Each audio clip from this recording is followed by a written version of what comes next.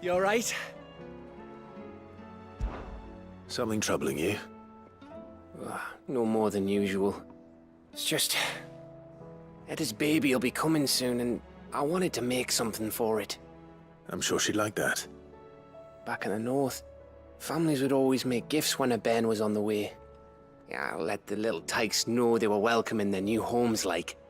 So, what's the problem? Well, the problem is that Eda's due any day now, and I don't know if I'll be ready in time.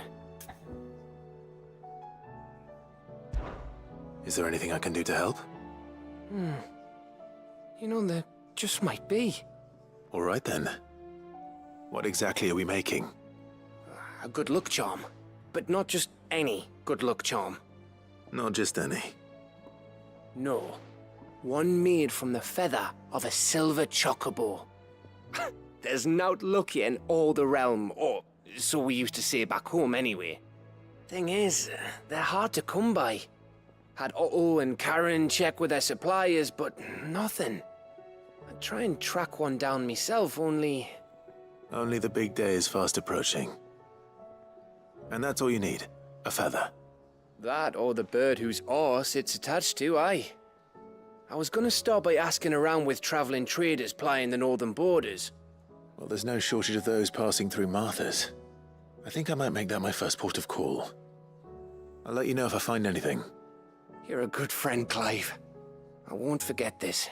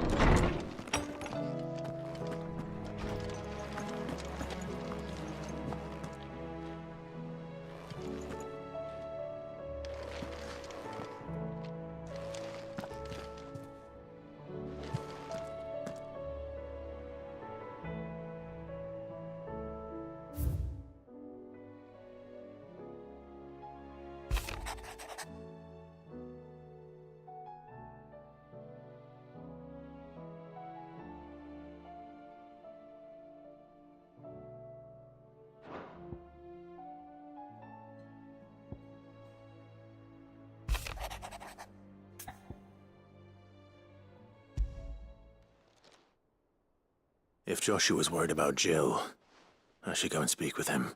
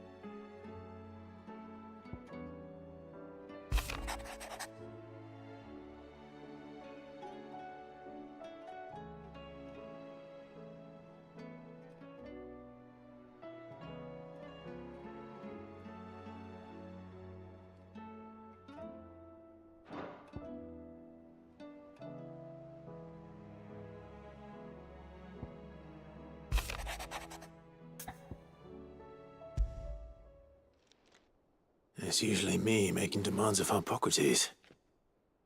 I wonder what this is about.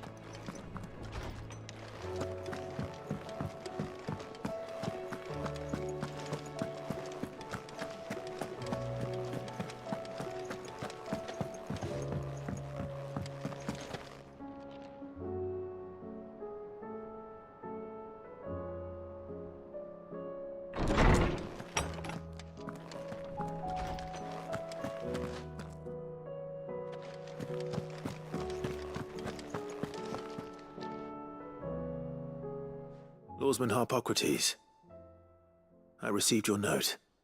Ah, yes. I expect you're wondering what this is all about. You spoke of making amends with Dion, but I can't imagine what for. Then I should begin by telling you that I was once his tutor. This was some years ago, of course, before I joined Sid in his hideaway.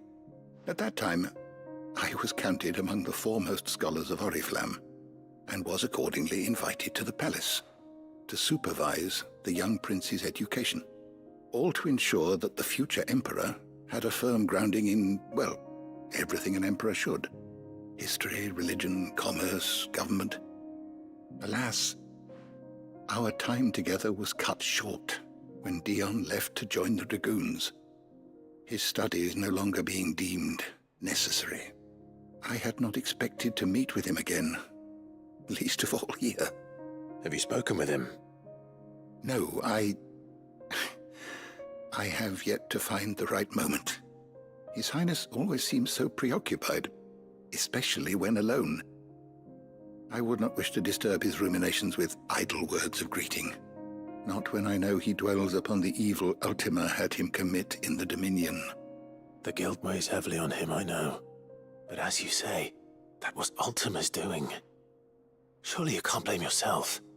When I first met him, it was not guilt, but his people's expectations that weighed heavily upon him, and I did nothing to ease that burden.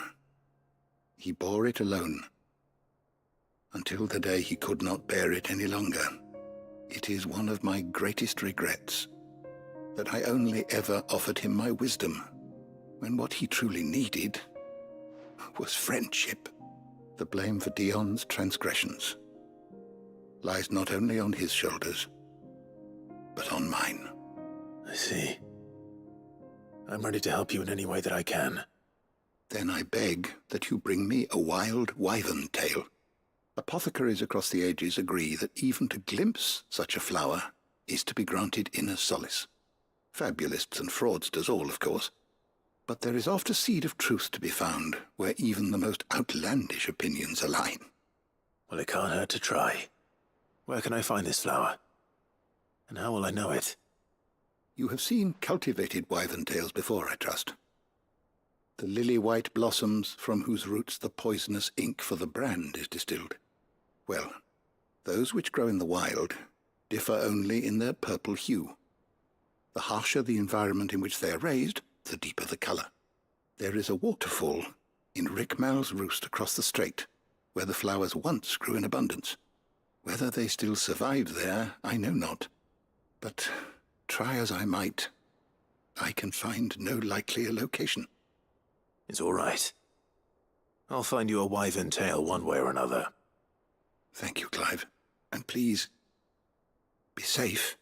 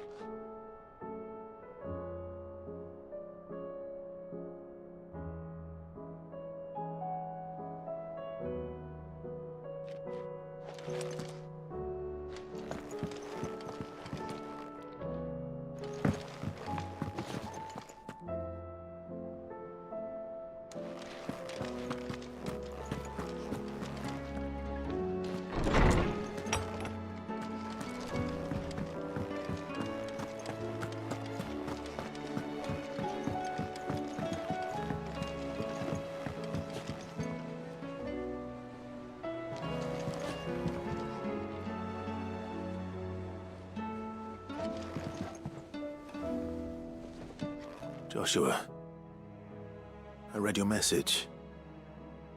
You're right. Jill is different.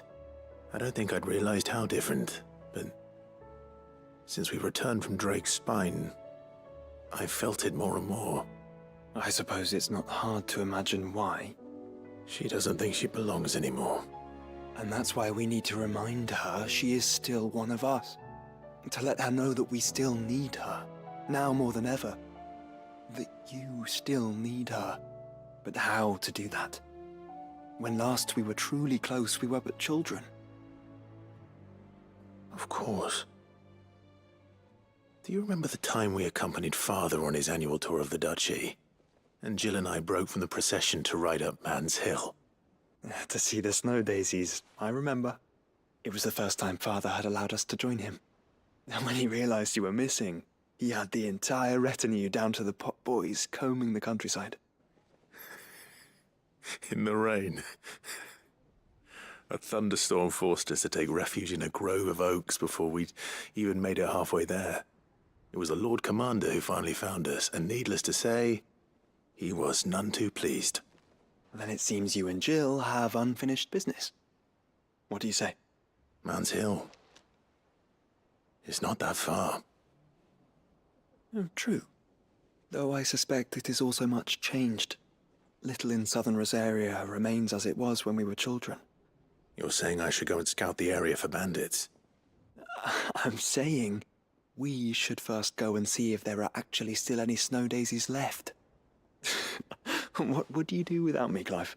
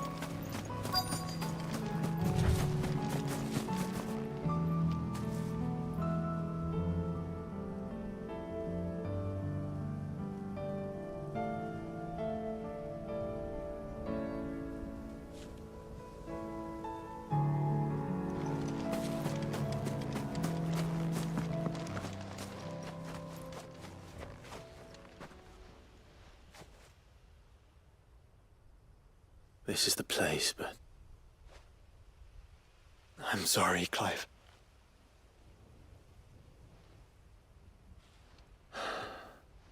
there's nowhere been spared. What do we do now? We keep looking. Man's Hill cannot be the only place where snow daisies grow. Perhaps, but it's the only place I know of. Knew of. Then why not ask someone who might know of another? Someone in the backyard. To the hideaway, then.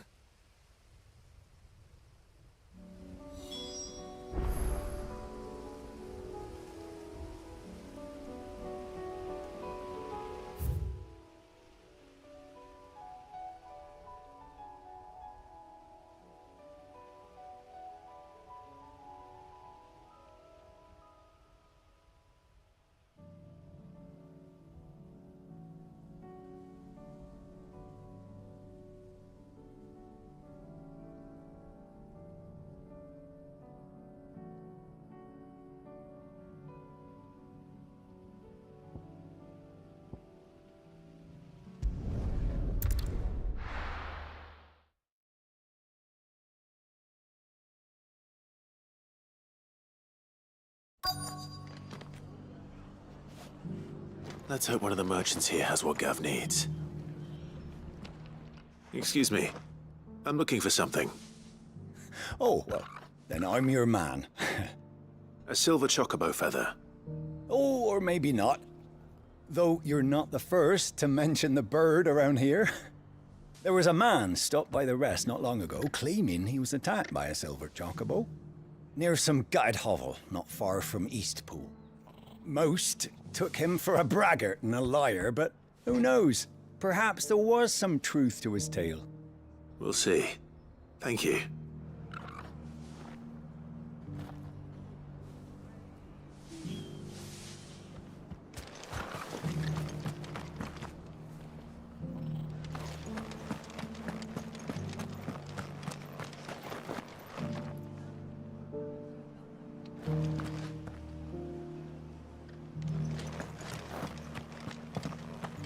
Just because the heavens have gone to wreck and ruin. I've got green.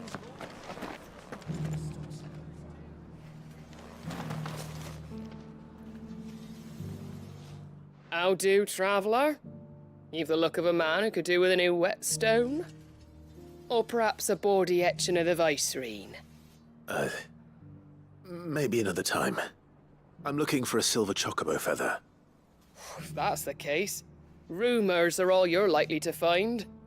No one has seen a silver chocobo for years. Word is they were all hunted for their feathers. Some northern nonsense about bringing good luck. Didn't bring them much, nor their bows. If any are still out there, I reckon they'll be doing their damnedest not to be discovered. You're probably right. Thank you anyway.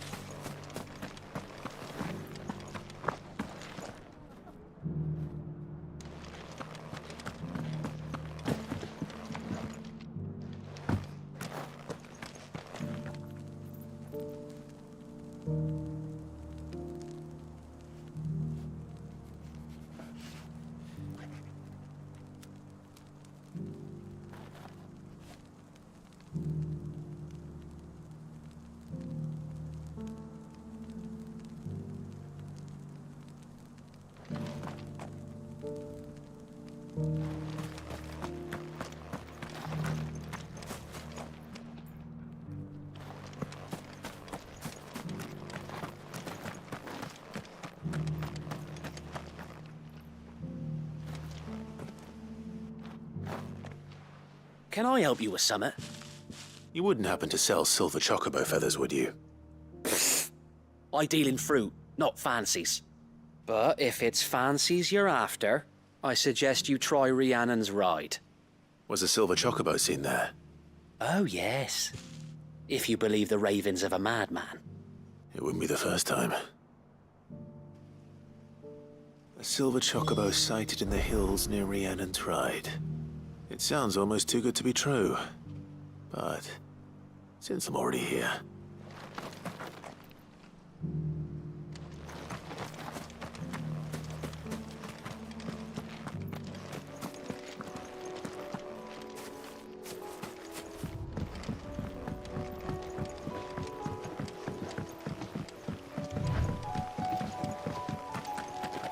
Can hardly make out.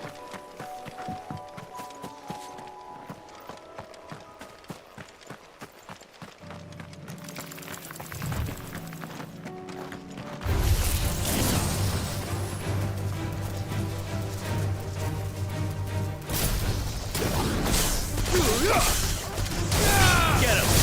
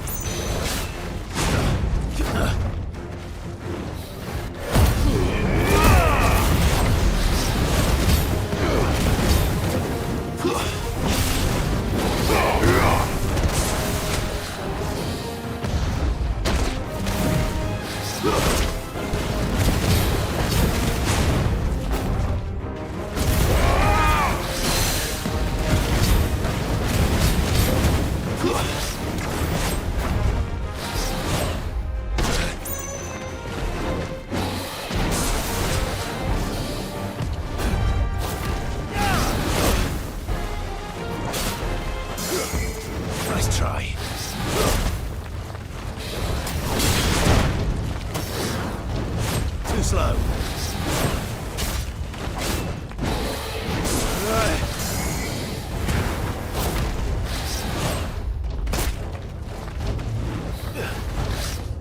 Nice try.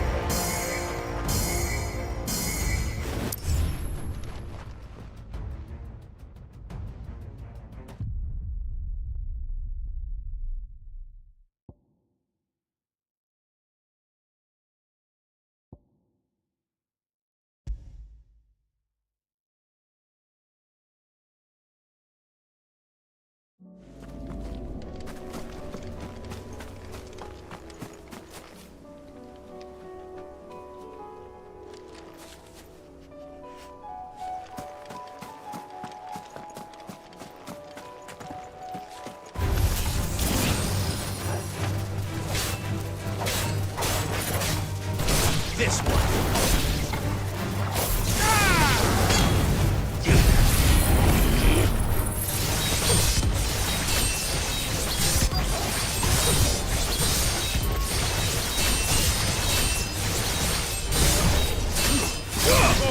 Kill!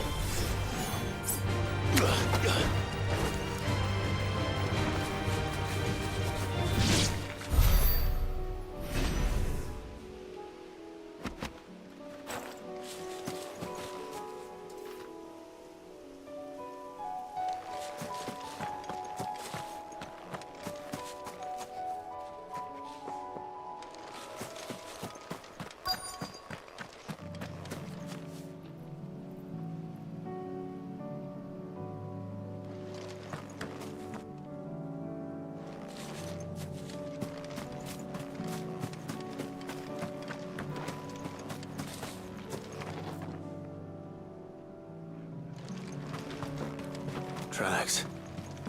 They're not left by bandits for a change.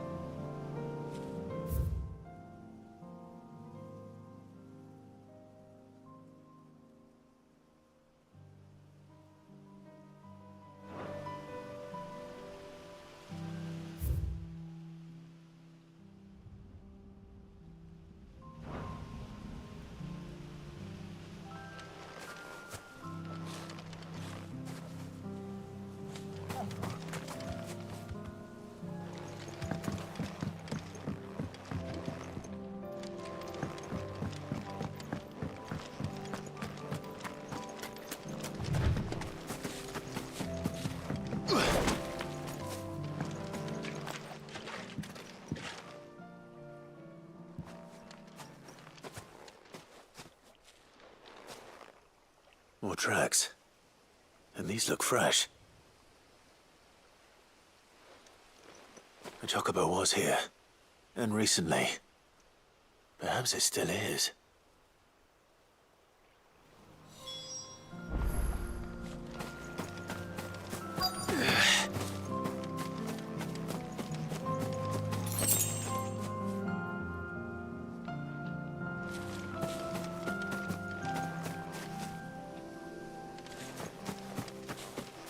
I don't hear anything.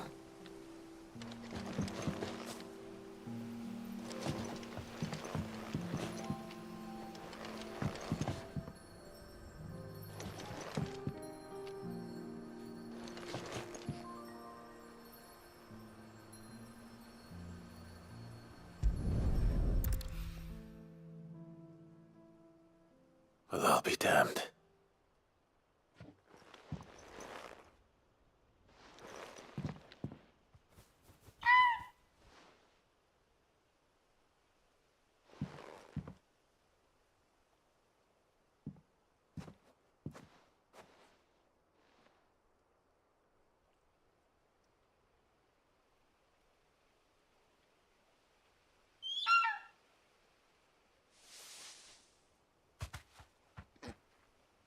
It's all right.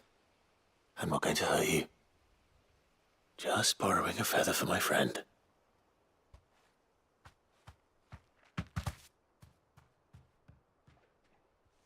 Thank you. Let's get this back to Gad before they change their minds.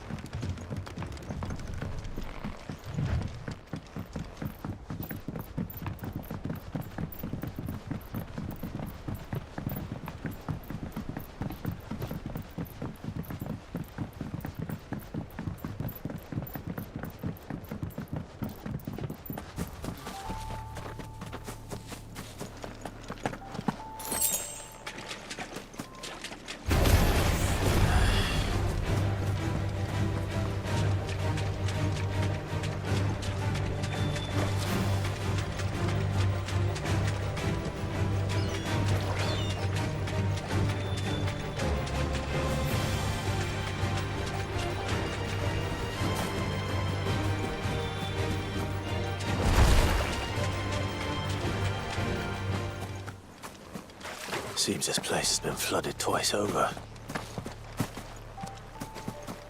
Purple flowers blooming next to a waterfall.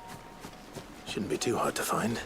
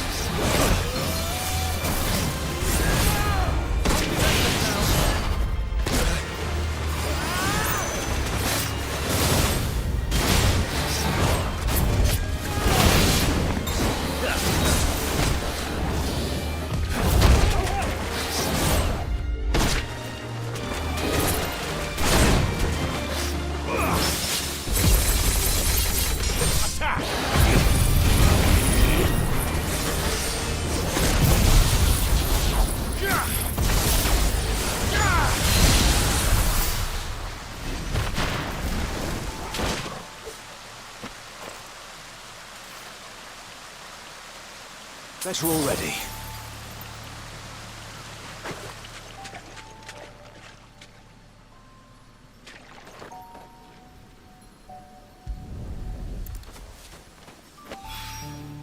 Here they are. Might as well be enough for a bunch, I suppose.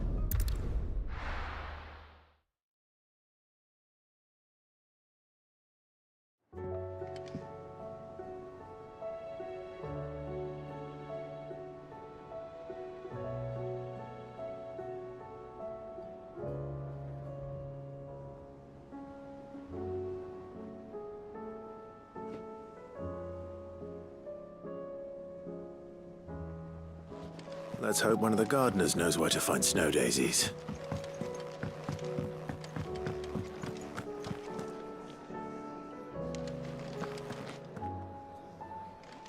It was no trouble at all. Still, I appreciate it. Clive, you're back. How'd you get on? Any luck? Any luck, you say?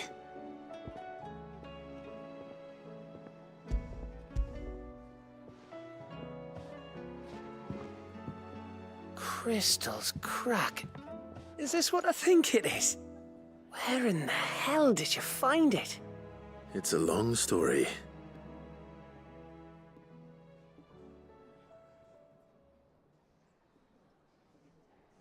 Right there on the road to Eastpool. Who'd have thought it? Everything up there's been abandoned for years. The empty cabin made for the perfect shelter. Though I fear my presence may have forced the poor creatures to look elsewhere. Don't blame yourself, Clive. The blight's right on Eastpool's doorstep. They'd have had to move on before long, even if you hadn't have turned up. They'll find a new home. Trust me. After all, that's what us endangered animals do. Anyway, what matters is, you managed to nick us one of their quills before they could run off. And now all that's left is to fix it to the carving. I didn't know you could carve. Reckon there's a lot you don't know about me. Like the fact I'm as good with a whittling knife as I am with a sword. And that bone Ember gave me's a dream to work with. What did you say it was from again? An Avis? But it weren't your Avis, Sid. I slew one of my own at last. So all those long nights in the pit finally bore fruit. I'm proud of you, Ember. Don't speak too soon. I ain't done my trial yet. There we go.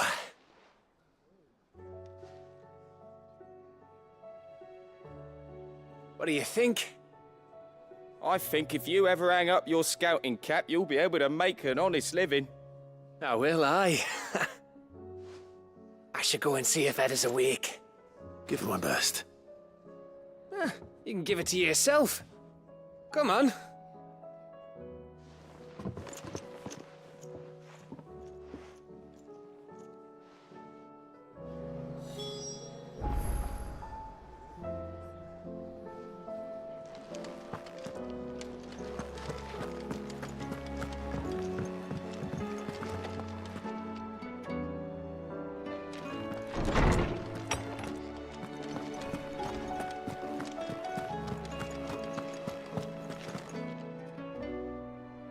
Oarsman, I found the flowers you were looking for. You did? I think I did.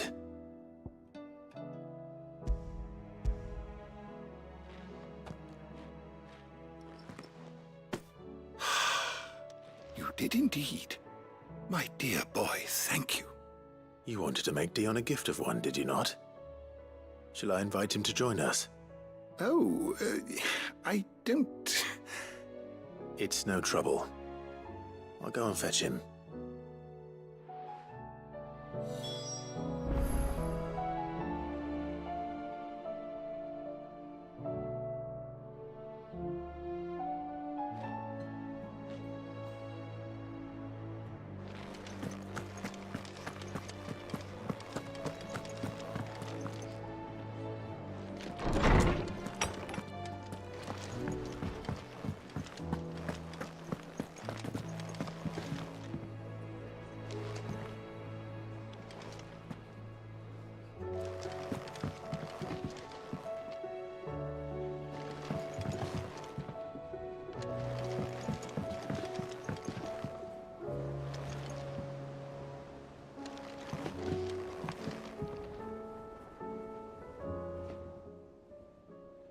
Your Highness, would you do me the honor of accompanying me?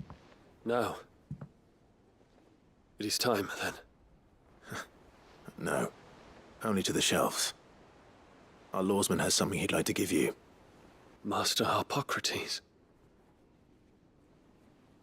No. I dare not show my face before him. Not after everything I have done. I have taken countless innocent lives. And ruined countless more. All because I was weak. I have sworn to atone for my crimes or die in the attempt. But were I to meet with him again, and see in his eyes what I have become, I fear that my resolve might falter. Then that is all the more reason to do it. Test your resolve. Prove to yourself and to him how strong it truly is.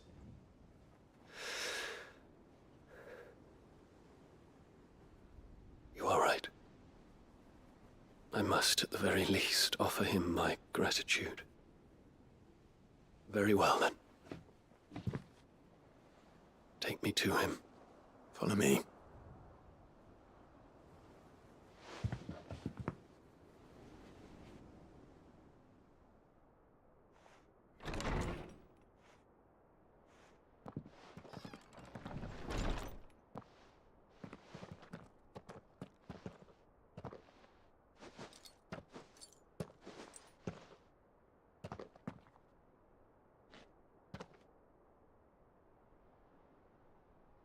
Even now, I hesitate to approach him. What must he think of me? You'd be surprised.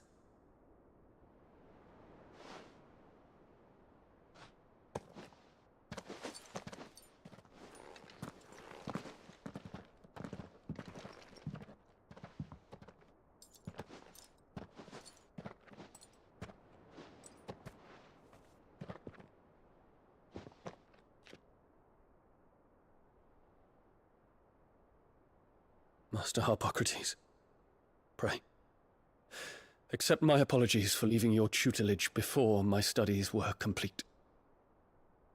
Your lessons opened my mind to a world quite unlike the one I had imagined from within the gilded confines of the palace.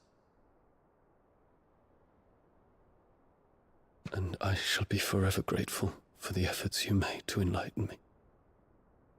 Lift up your head, Your Highness. The deeds of youth require no apology. That you took the time to visit me says much about the man you have become. Now, there is something I would like to show you.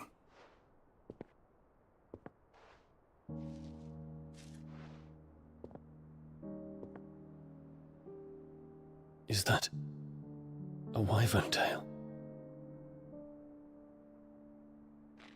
The color is unfamiliar to me. Because it is unique to those found in the wild.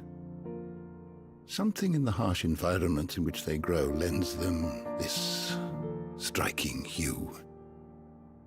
Their roots are indistinguishable from those of their hothouse cousins, but once they bloom, the difference is immediately apparent.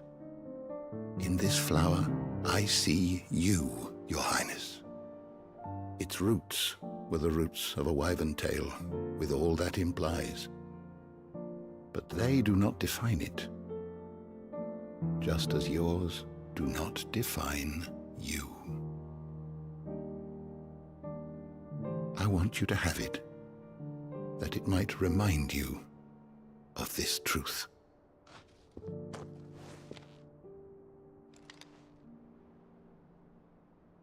Master Harpocrates, I would ask of you a service.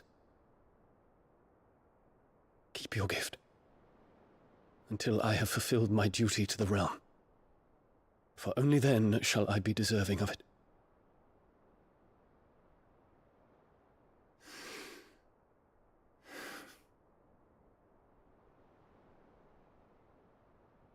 As you wish, Your Highness.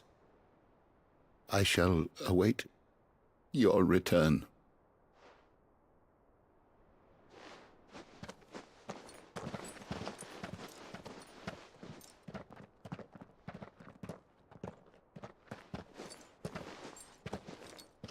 Our roots do not define us. No wonder my stepmother didn't like him. For reuniting me with memories I had thought long lost.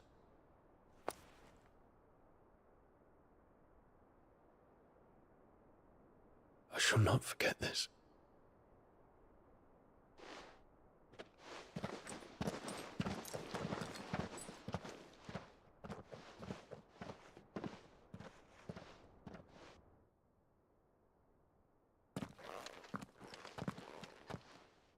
Thank you, Clive. Were it not for you, I fear I might never have found the right moment to speak with him. Not to mention the wyvern tales. I shall plant their seeds, that I might not disappoint His Highness upon his return. I hope the soil in the hideaway is to their liking. Why, these flowers bloomed in the bleak, black wastes of Waloed. I'm sure Nigel's yard will suit them to a T.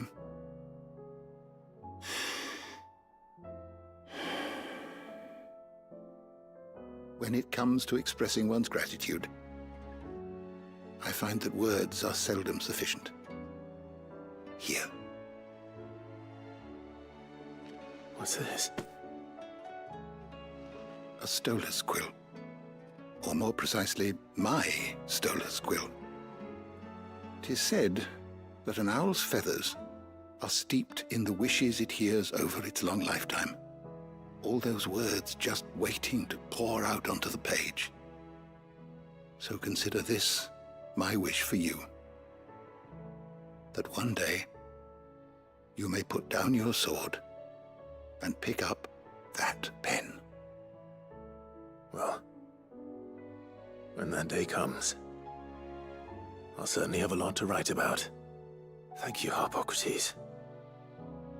It shall have pride of place in my chamber.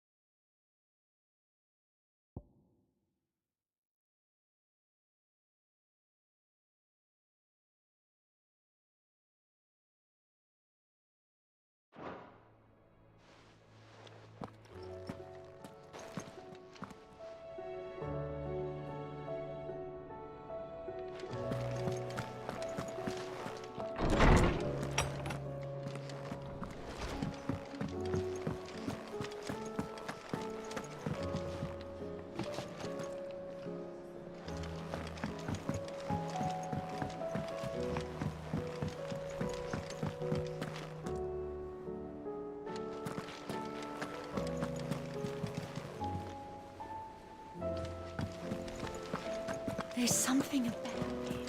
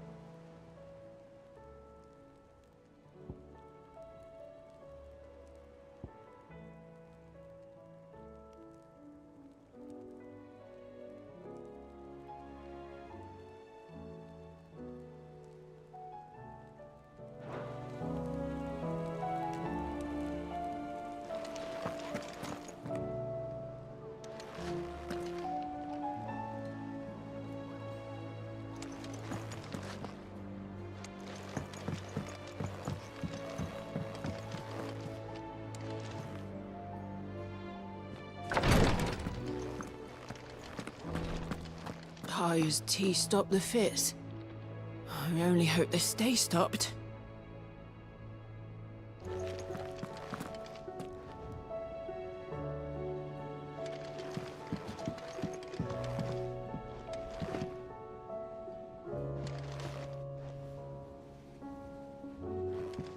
Ah, me lords. How are you feeling? Well, thank you. Is something wrong? Wrong? No, nothing like that. What it is, Go on, please.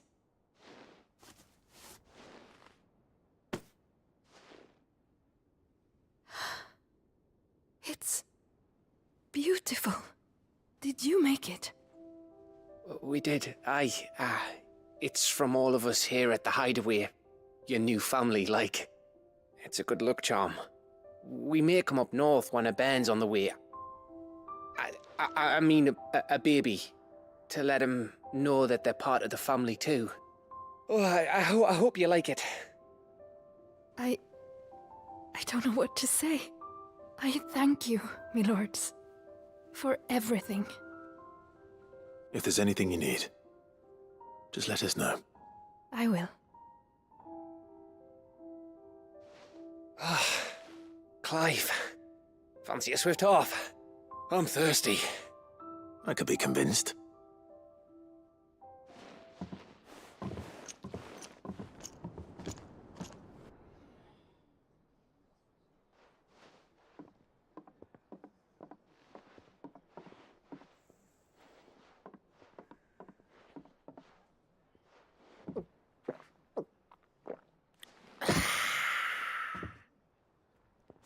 Don't you think you've had enough? Oh, we're celebrating. I'm gonna be a father.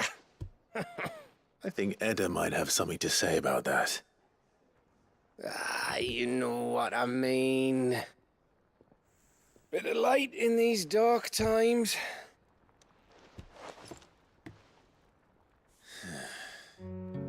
Wasn't long after me 10th name day, my mum told us she was with child again.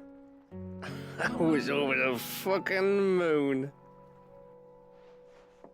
I was looking forward to having a little one to lord it over, what with me being the runt of the litter.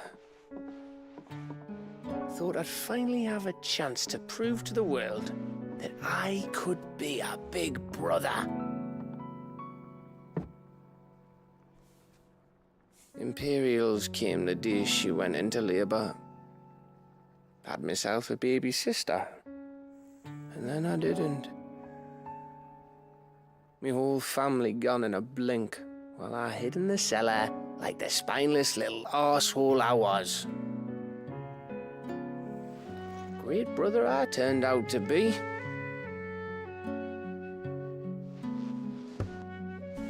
I'll never be a leader. And I'll never be a hero. I'm just a daft little dog who comes running when his master calls. I'll never be like you, or Sid, or Jill, or even Torgal. Have you finished? Maybe.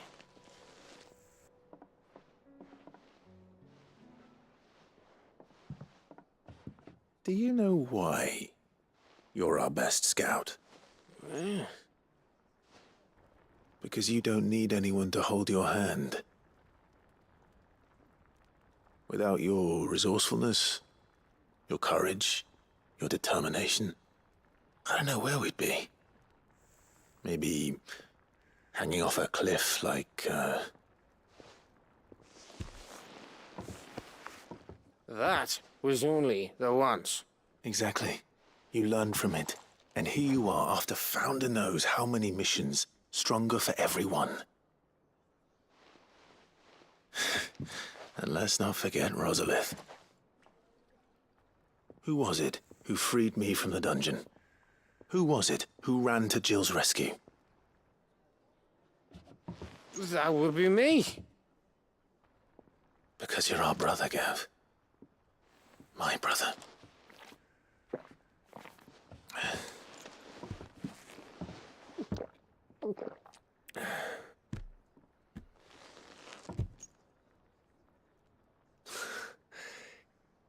Your brother.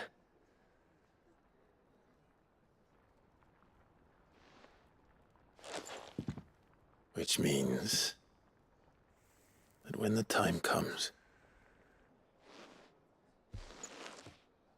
I get your room. And your sword.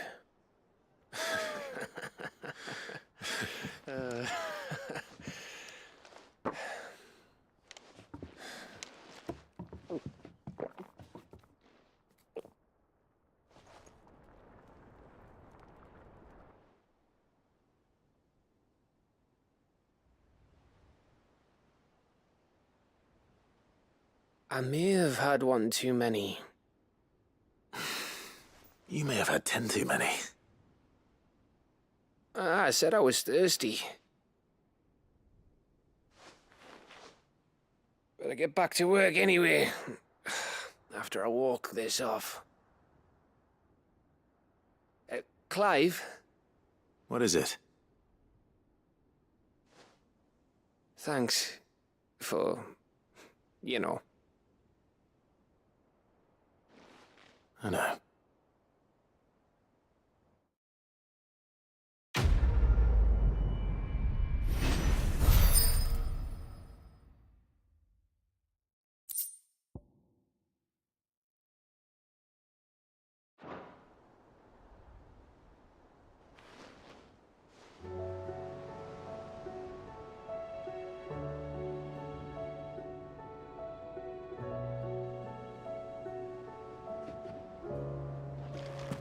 Do you think they'll come back? Of course they will.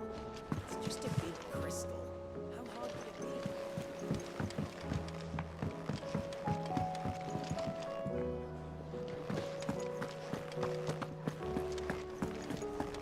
First the skies, then the crystal. What next?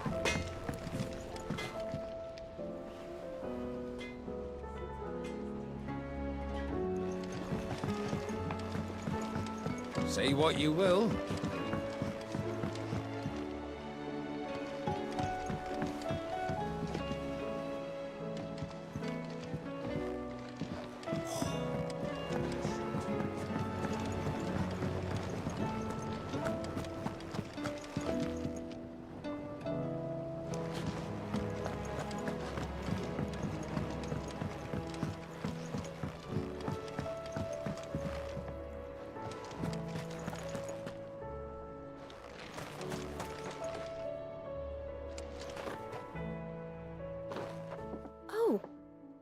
What brings you down from the heavens, Sid? I need your advice. Joshua and I are looking for a place where snow daisies grow. Preferably in abundance. Snow daisies. Then you'll want somewhere not too hot and not too cold. And where the winds are strong enough to carry the seeds.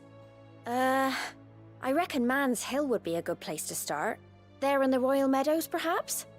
Both have similar climbs and the right elevation. If the Blight hasn't claimed them yet. Right. Thank you. Did you learn where we might find our flowers? The gardener here mentioned the Royal Meadows in Sambrek. Ah, the fields beyond Northreach. Well, if that's the case, then Yote was right. I recalled that she kept the record of our travels, you see. So I asked her if she'd perhaps noted anywhere that snow daisies grew, and she mentioned Oilafeist Bay. Whose shores border the meadows. Off we go then.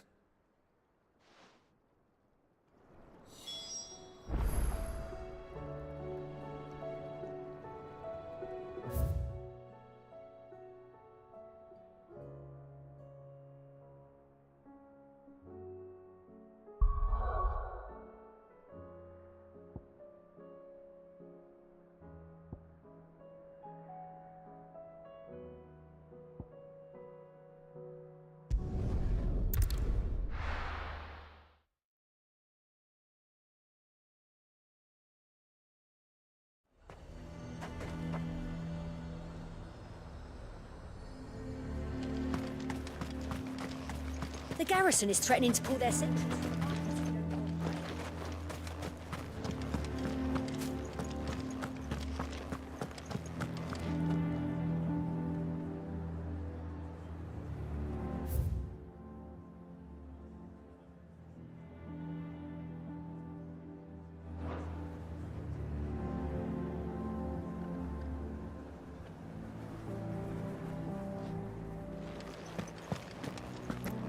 What does the dame have to say about this? I would speak with this. Saw the captain just now. Hanged it.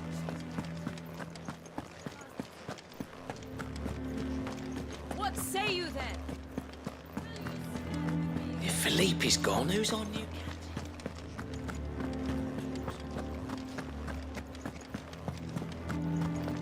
Welcome back.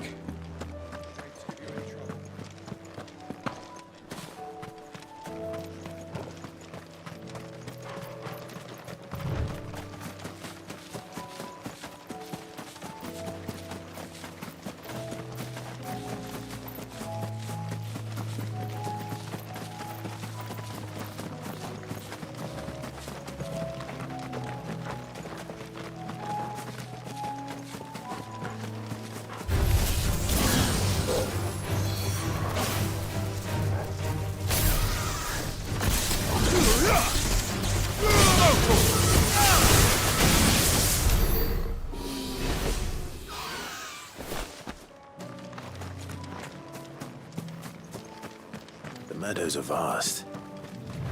Where do we even start? Yote mentioned the coastline. We can start there.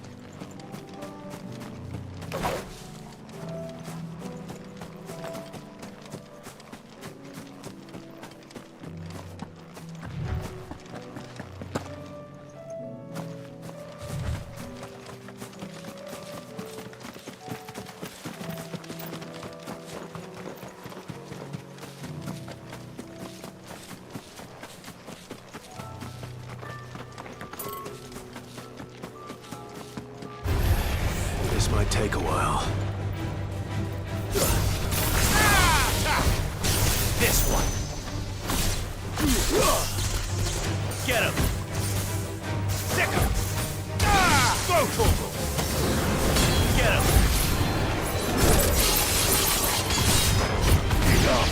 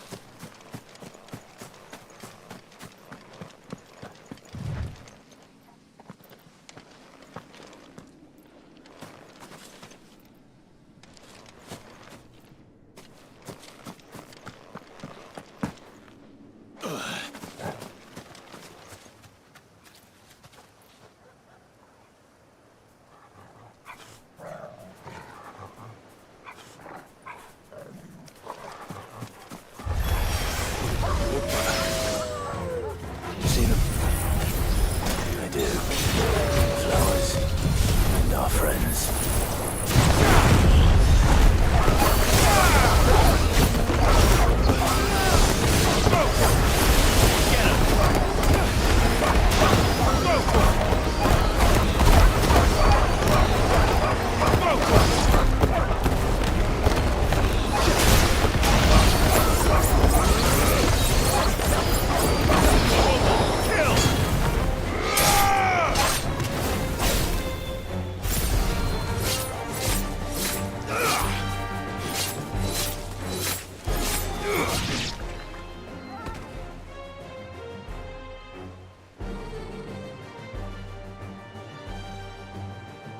What do you see, boy?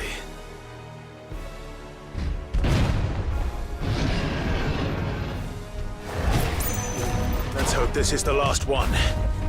Only one way to find out.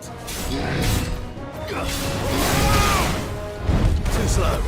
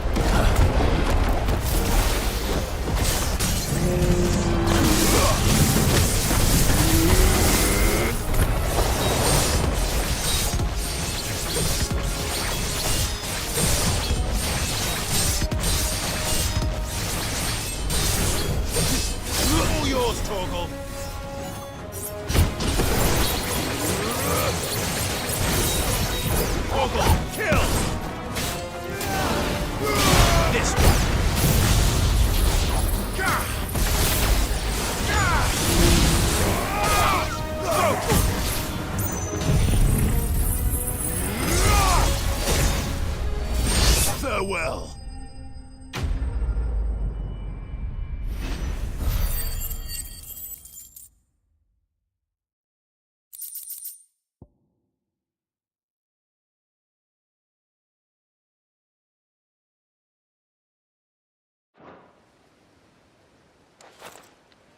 That was harder than I expected.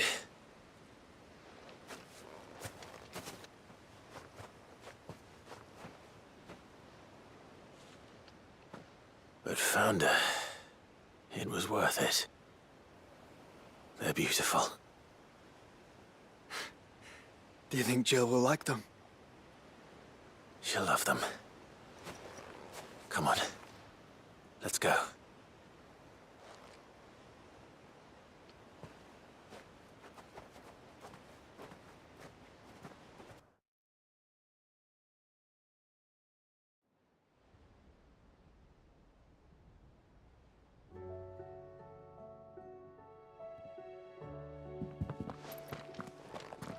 It appears my work is done. The rest, as they say, is up to you. Well, you and the skies. We wouldn't want another thunderstorm now, would we?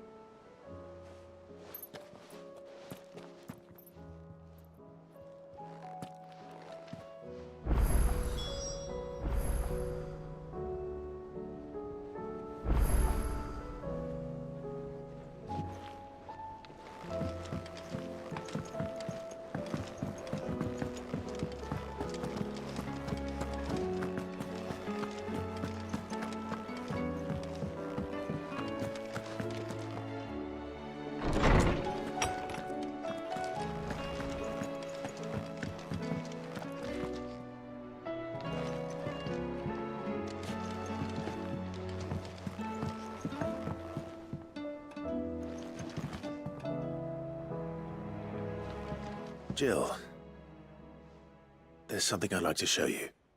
There is? And where might this something be? It's, not here. Now, I know this is sudden, but how would you fancy a trip to Oriflamme?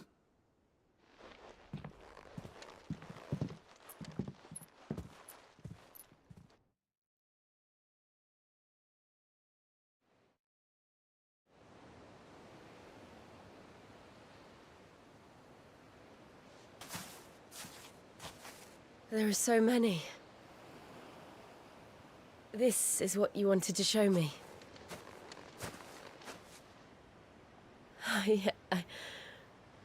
I don't know what to say. You don't need to say anything. The smile on your face is enough. We've been worried about you, Joshua and I. Do you remember when I took you to Man's Hill? Or tried to? How could I forget?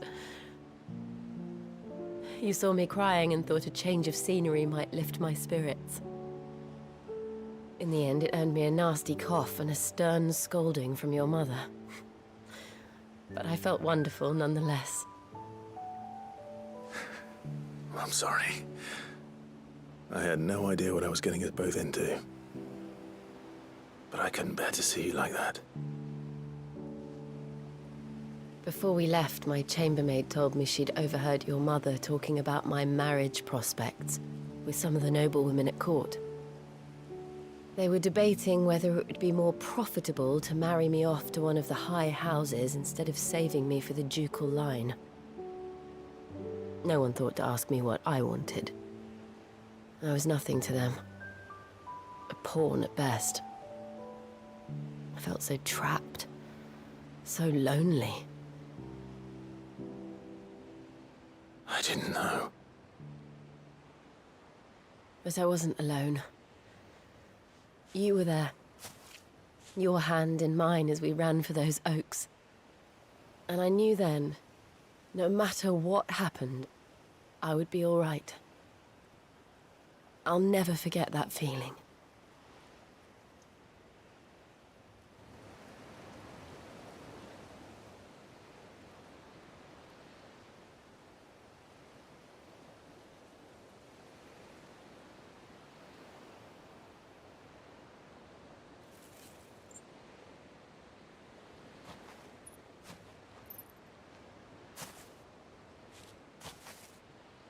Before we broke camp, the morning after the storm, do you know what I did? No? What? I slipped away from my governess to climb the tor. And from there I saw a sea of petals, all reaching for the sun. And I realized that no matter how terrible the night, dawn would always come.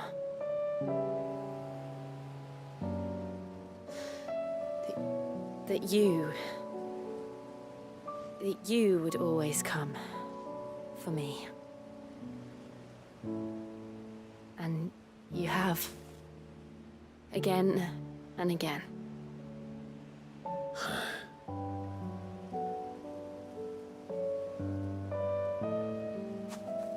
Where do you see us? When all this is over?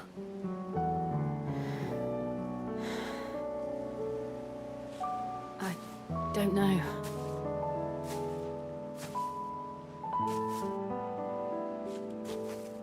Not here, though. I think I've outgrown the twins. After everything we've been through, the realm just seems so small. I'll need some space to spread my wings. Then that's what you'll have. And I'll stop at nothing to see that you do.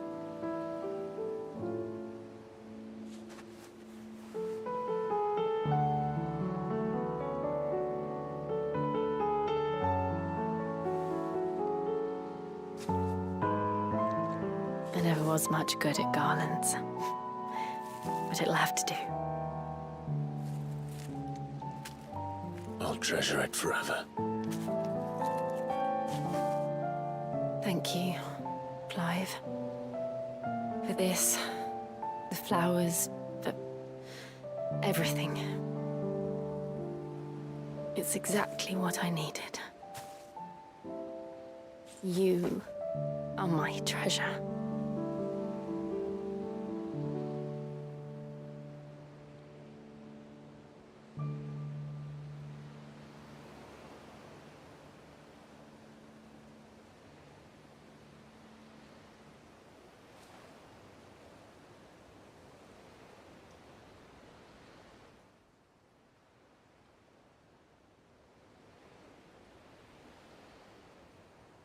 We should probably be getting back.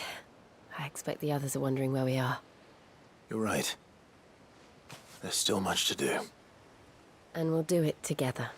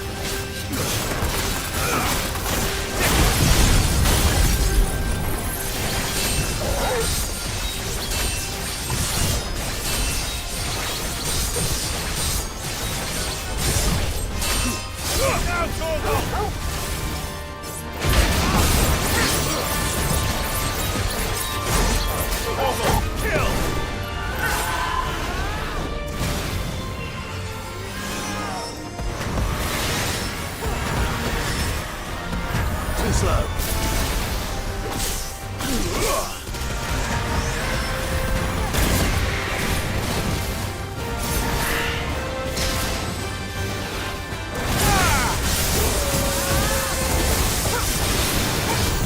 Nice try. Get him.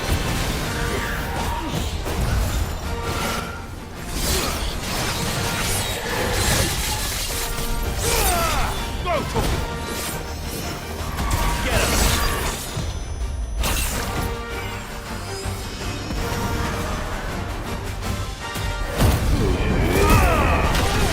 Take this.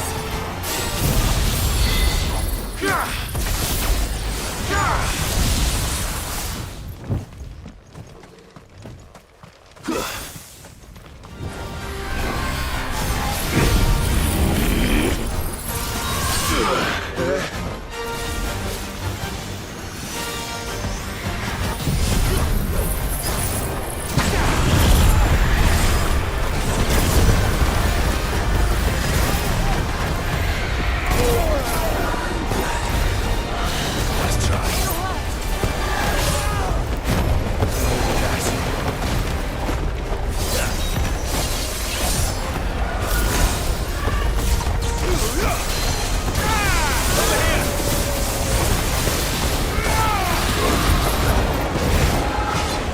Nice try.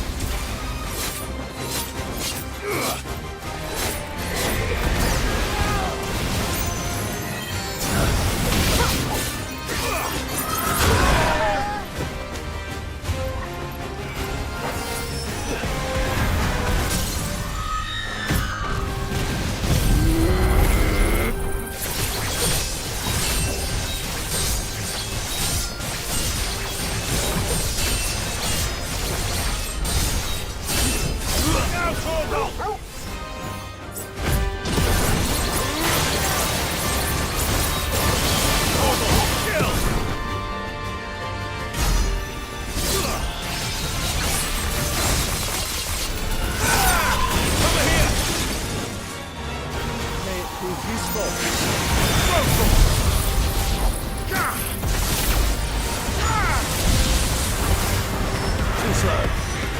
Get him. Over here. Get him.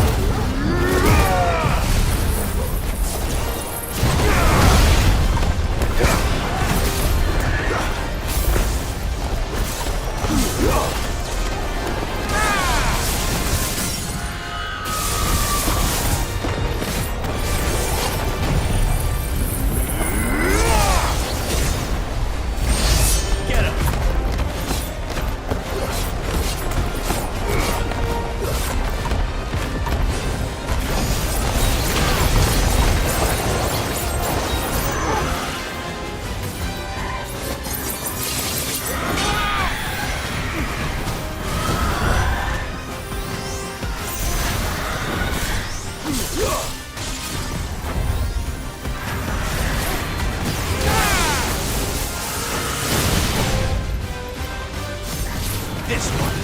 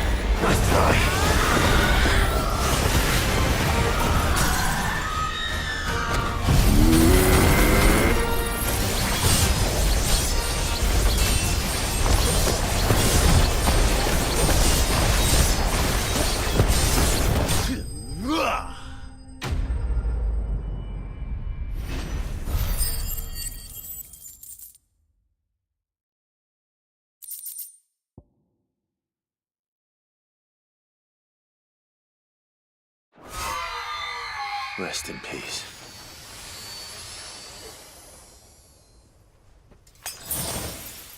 Bet we're all ready.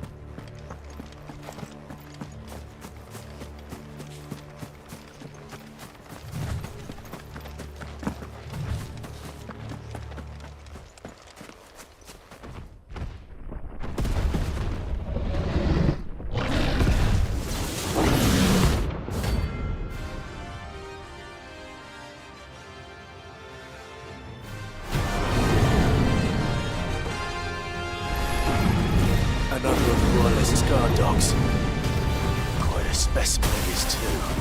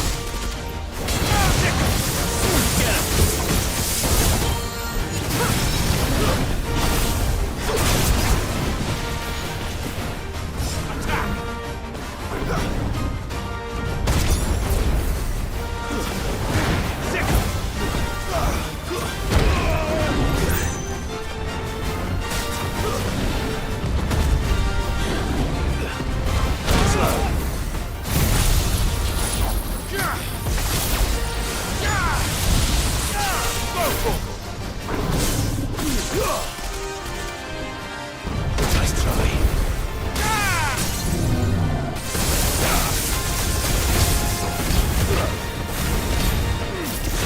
Get him.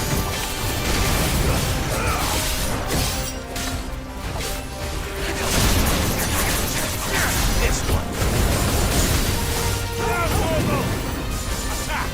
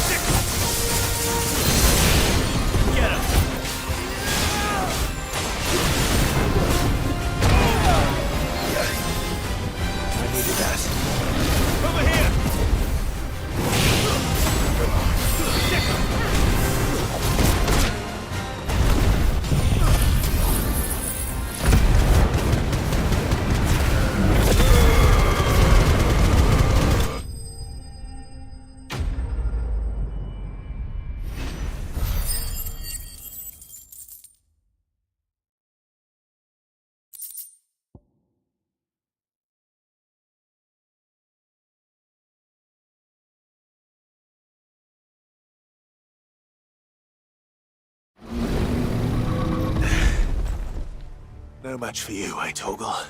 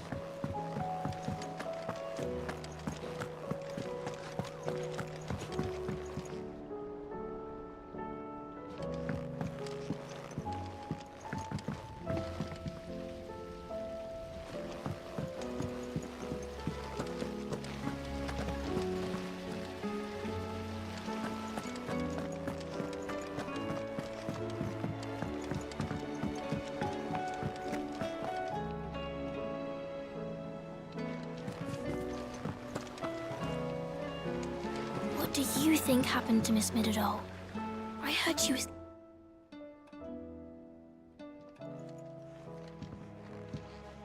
Sid, you have to help us. With what? You didn't take apart another of Mid's contraptions, did you? No. Well, yes. But that's not what we want to talk to you about. It's Miss Midadol. She's been acting strange. Very strange. She's barely ever around. When she is, she acts like we aren't even there.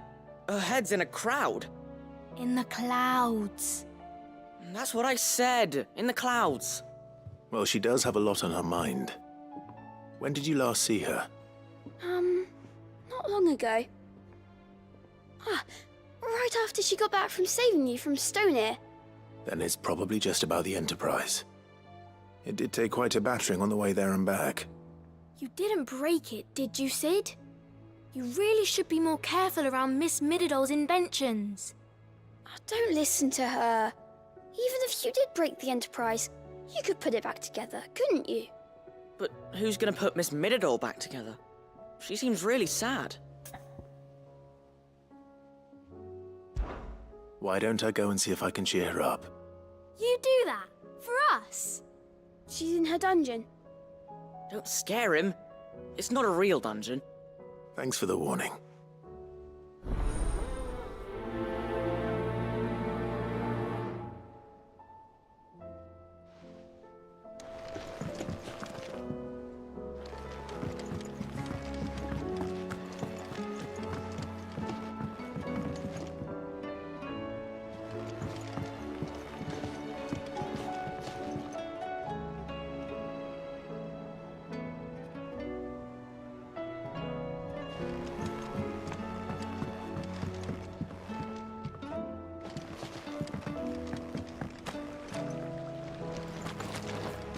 I will not let them be forgotten. Sid, may I have a moment? Of course. It is an honor to finally speak with you. My name is Herman. I've been with the Cursebreakers for some time now, and I wish to be deployed to Ash. Any assignment will do. No. The lands across the Narrow are too dangerous.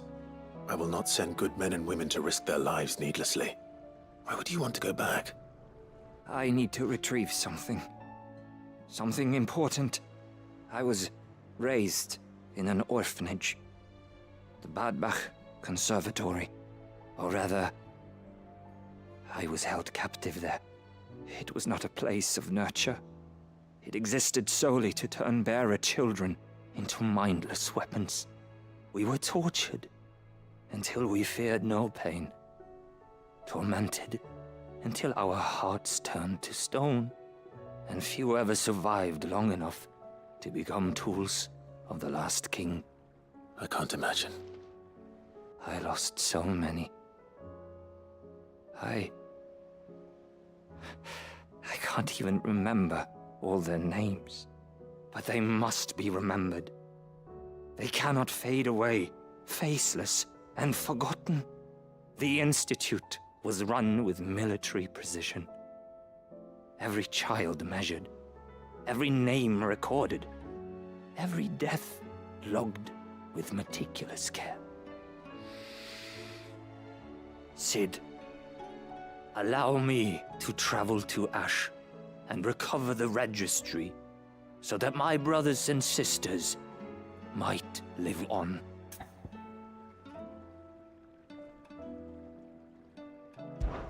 You were a good friend, Herman. But the fact remains that Ash is simply too dangerous. Sid, please. Even should it cost me my life. Too dangerous for you, Herman. But not for me. I'll go to Bad Bach and find the registry. You will? I won't let you risk your life. I don't know how to thank you. You can start by telling me where I'll find this orphanage. Vie de Grace. Hidden in a forest, overlooking the plains. All right. I'll see what I can find there. May the mothers guide you.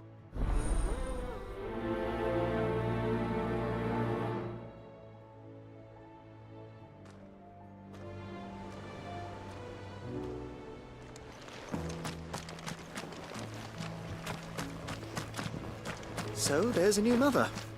Fussing over it won't see the hens fed.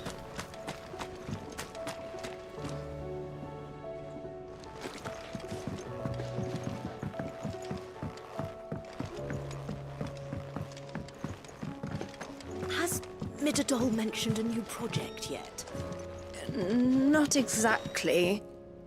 She seems preoccupied, but then again, when isn't she?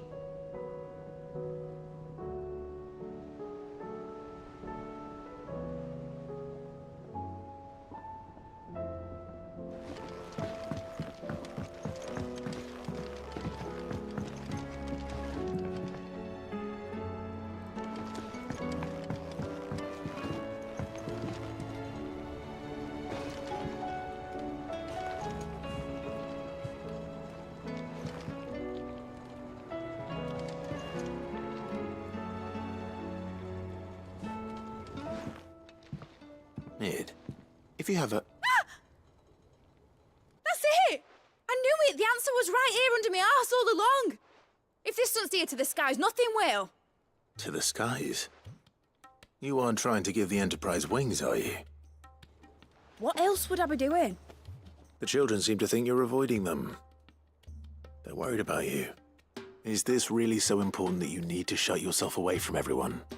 The Enterprise is already the fastest ship in the realm, and that's with the sea beneath her. But what if she weren't bound to the waves? What if she weren't bound to anything at all? It's not fair. The gods get the skies all to themselves, so I'm gonna do something about it. The Fallen had their chance, but they relied too much on magic. And see where that got them? But not me. I've discovered how to do it without. Well, almost. First, I need to make a prototype. And is that a one-woman job? Are you volunteering? I'll have you know the Enterprise is my baby. But if her godfather's offering to lend a hand, I'd be happy to take it. First, I'll need oil, and not just some old drippings from Miss Molly's spits in the Tub and Crown. Refined stuff, like they make in Ordil. Then I'll need some bone, or shell. Light, strong, preferably no longer attached to the beast it belongs to. If it's beast bones you're after, I'm sure the curse breakers will know where you might find some. No, they'll know where you might find some. You're the one who offered to help, remember? I should speak with one of the curse breakers before I set off for Old Hill. See if I can't find this bone while I'm there as well.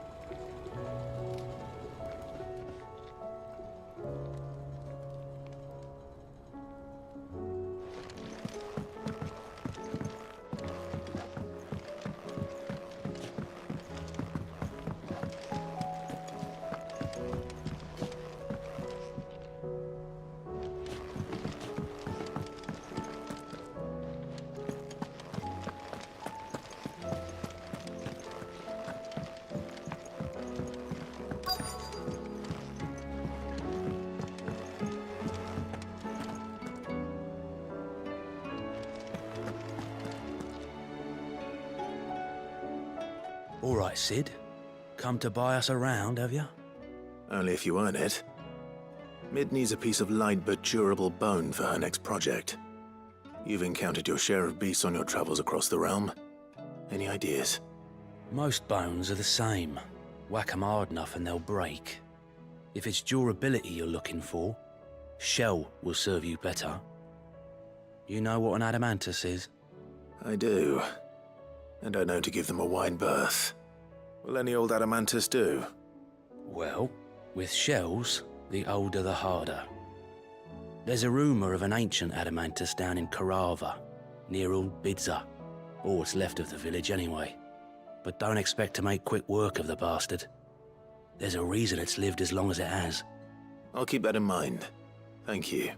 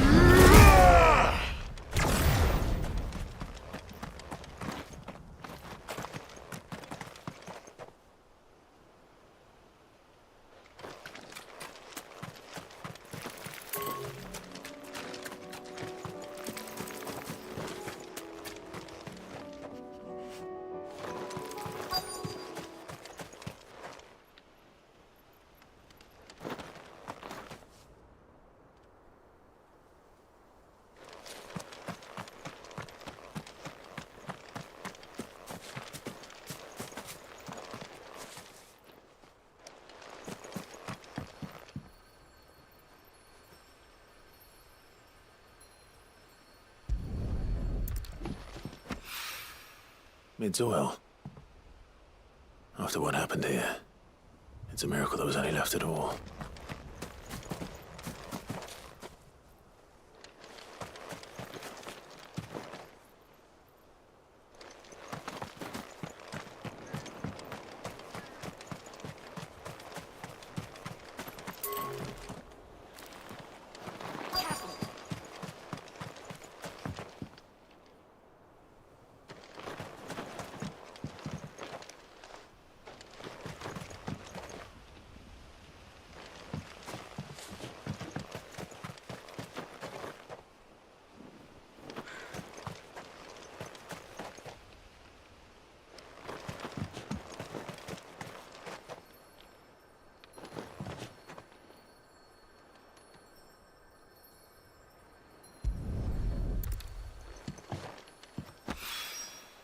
This should be enough.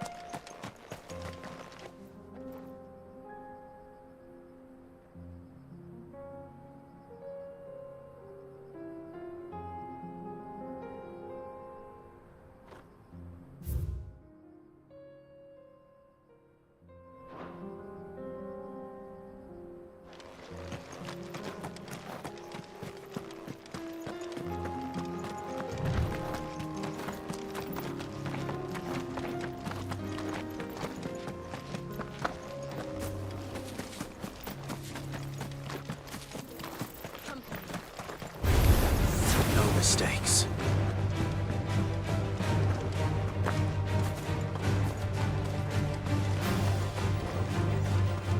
Here we are again. Carava. If you were a tortoise talker, where would you hide?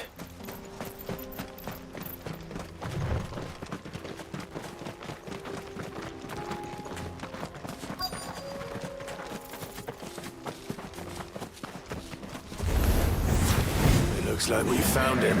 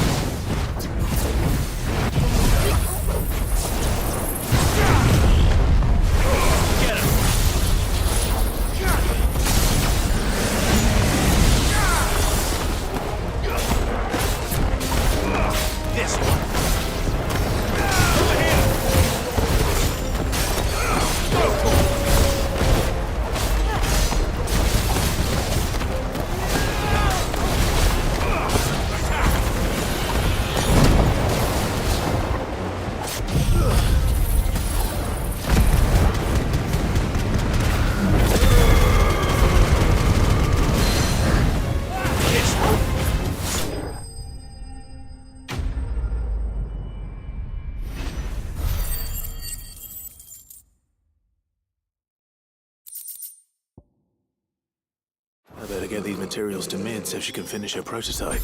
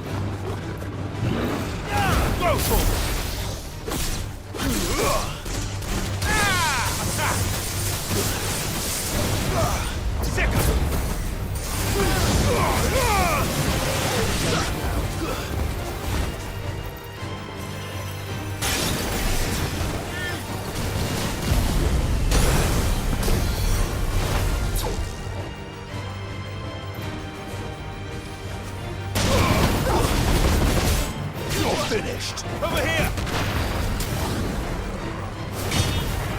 Display, brother.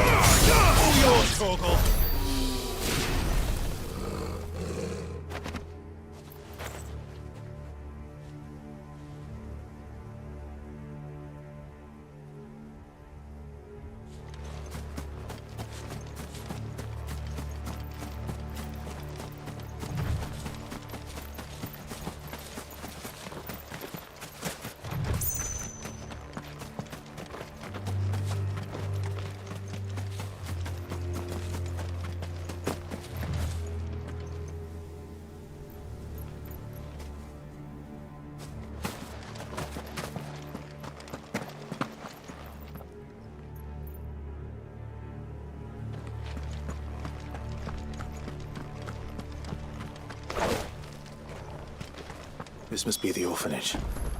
Hopefully the registry is still here.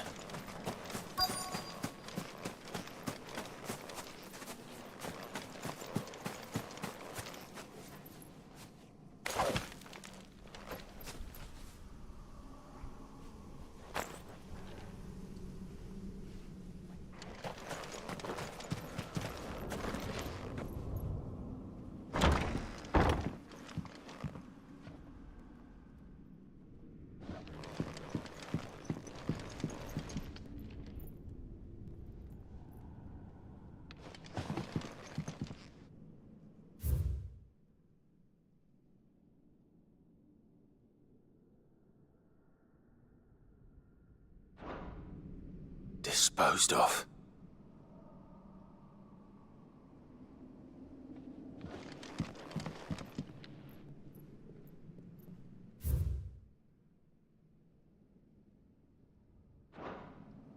Conditioning. This is nothing short of torture. Herman wasn't exaggerating. It's a wonder he survived this place. I need to find that registry.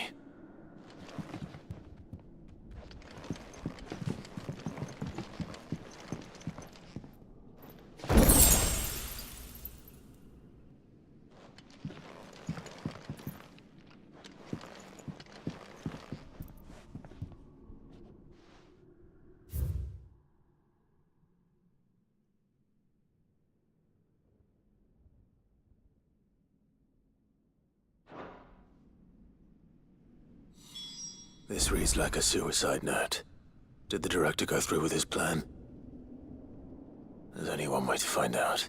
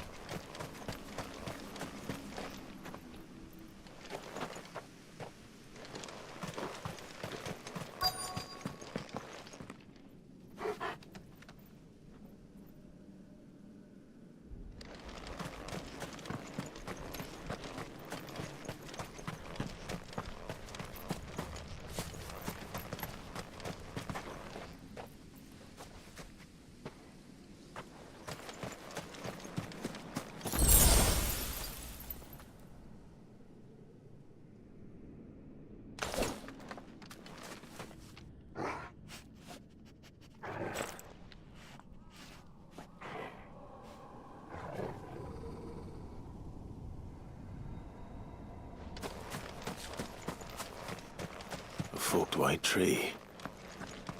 This must be the place.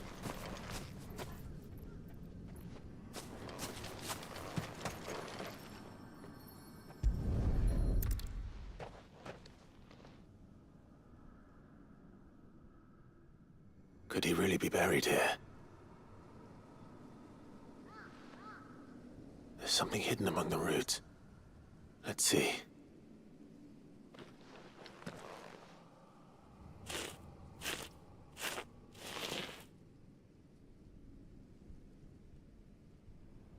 This must be the registry.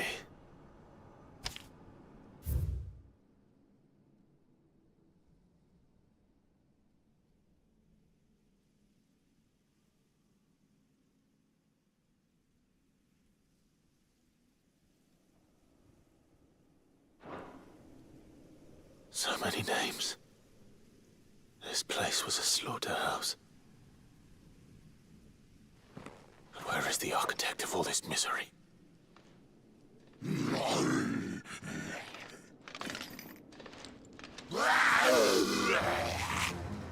It was only a matter of time, I suppose. This place is cursed.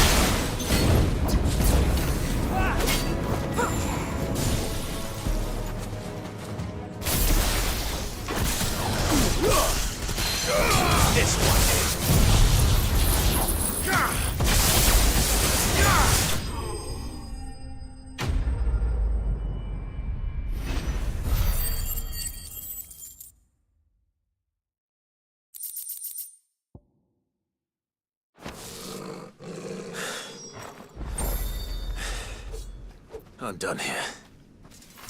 Let's get the registry back to Herman.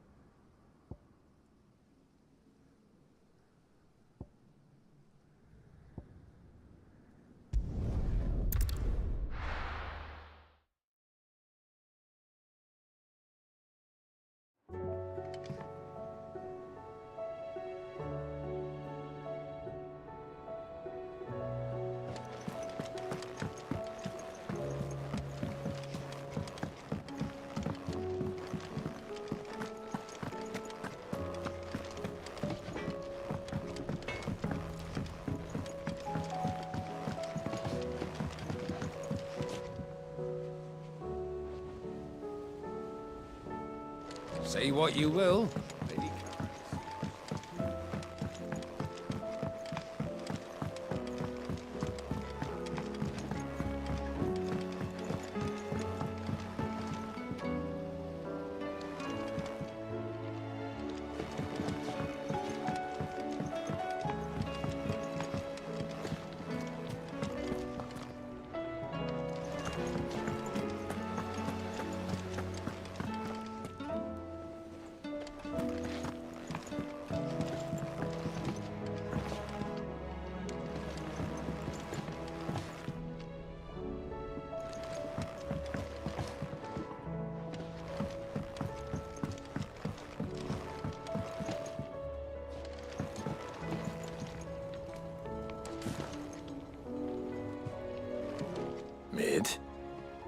Tell me this is all you need.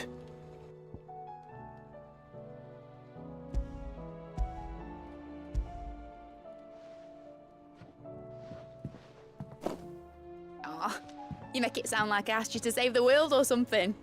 Tell me this is all you need. It's most of what I need. After you left, I went over the figures again, and I realised I'd forgotten a 1 and a 0. And a cogwheel. Just a tiny one. Though, that's the problem.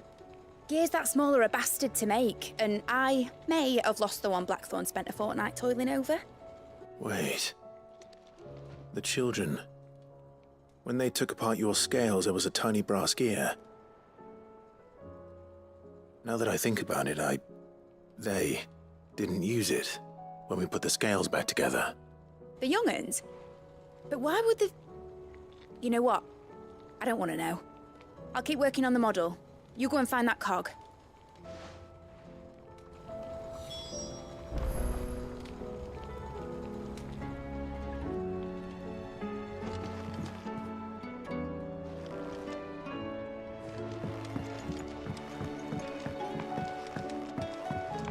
Has Mitadol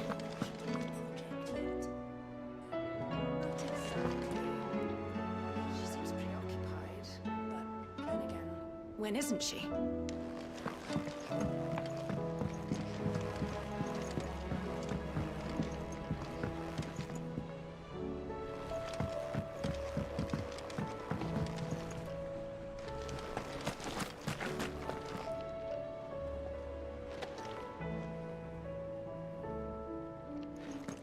I hear that you traveled to Ash, Sid.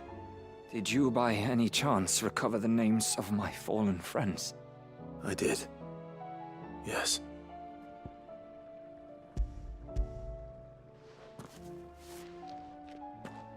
If I may, the bearer registry.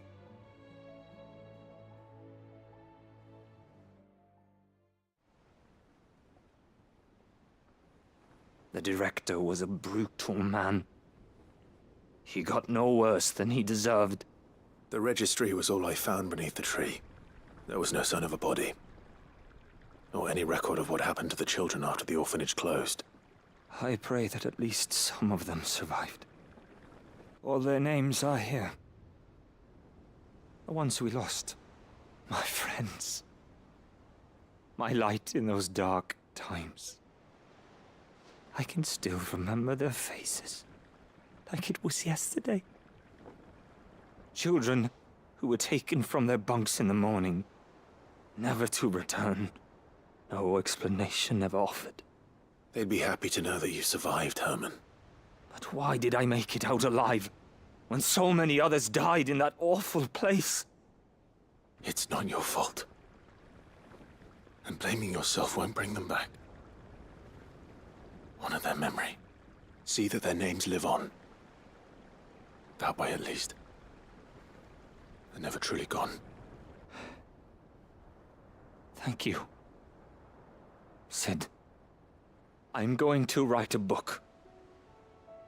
An account of the horrors of Badbach, and the spirit of those its custodians sought to crush. All of Valisthea will know of our suffering.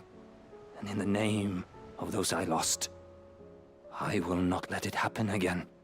Neither will I. These records would have been buried for all eternity, were it not for you. Thank you.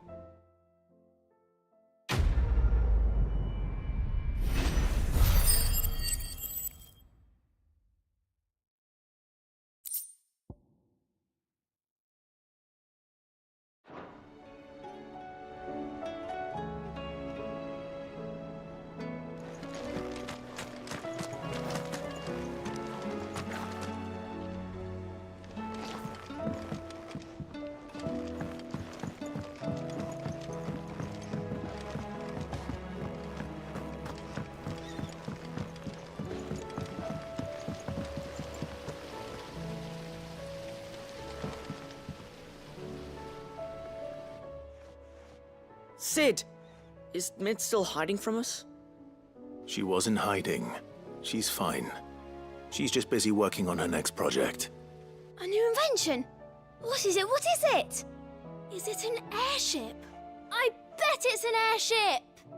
Do you think she'll let us help? That just so happens to be why I'm here. She needs something special, something only you three can provide. A brass gear. A tiny one. One that might fit on, say, a set of scales? Oh, the one you forgot! We remember! We saved it, just in case. It's in the bag of bits. Since your lesson, we've been disassembling, then reassembling everything we can find. All the pieces that are left over, we keep under our beds, just in case. That's good to know. Look! I found it!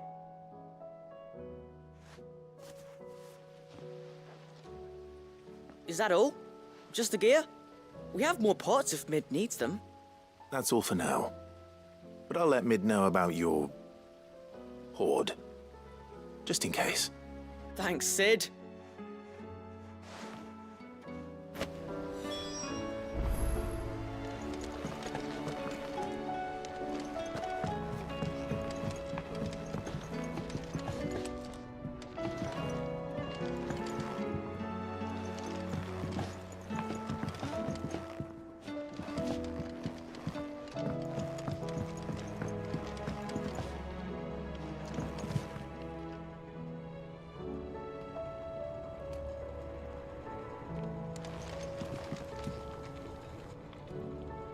Well, did they have it?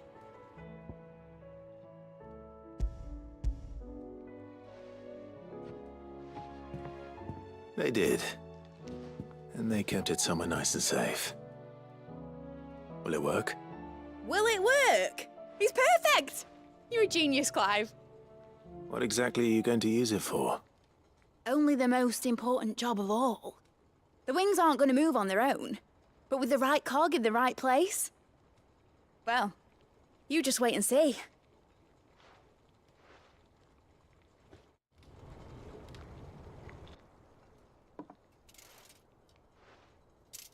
That should do it.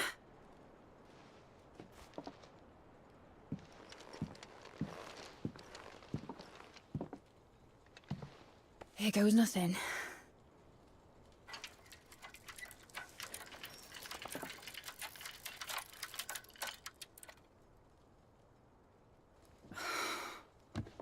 Titan's tits. It wasn't supposed to fly, was it? Of course it was supposed to fly. Wouldn't be much of an airship if it didn't. Honestly, these bloody engines are driving me mad. I was so sure this would be the day she soared. The Mithril engine was made to make dreams come true. But maybe this is one dream the world's better off without. Show folk how to take flying.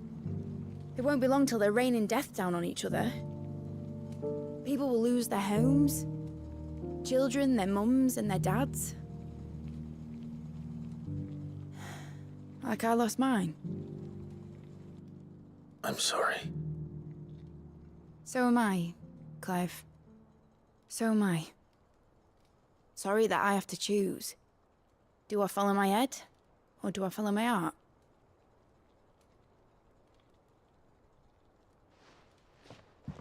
Good question. The first time I stood on the deck of your ship, felt the wind in my hair. It was like I was flying. But imagine how it would feel to actually do it. My dad always said there were two ways of living life. Chasing a dream or shuffling to your grave. And he were right. Right about a lot of things. Not that I like to admit it. People need dreams to chase. Especially in a world like this.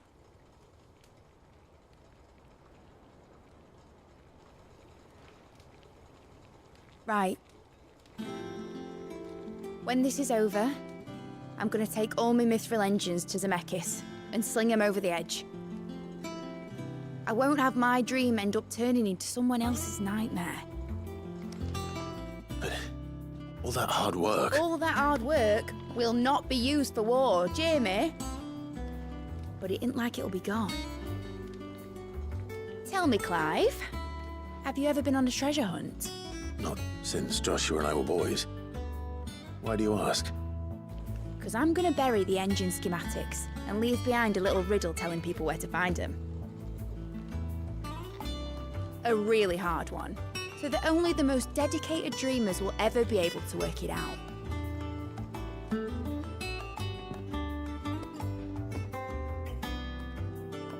Ooh, I can picture it now. Some daft general squinting at the words with a gormless expression on his mug. Like that one, yeah. Right.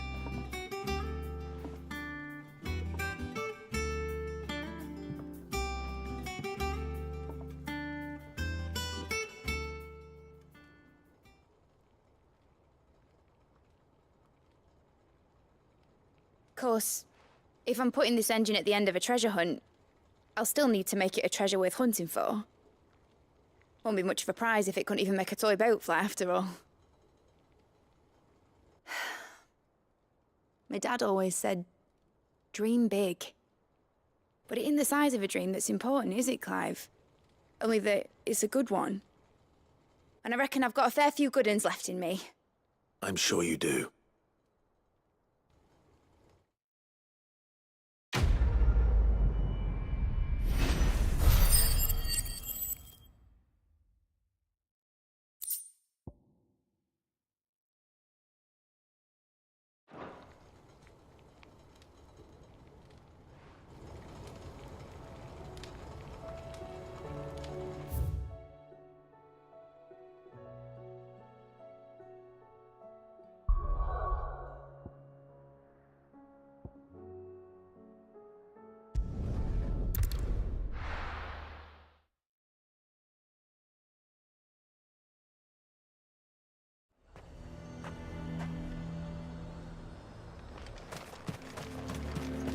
The garrison is threatening to pull their sentries.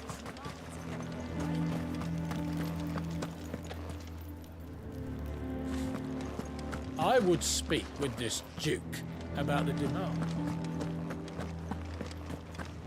Saw the captain just now. Wasn't wearing his uniform.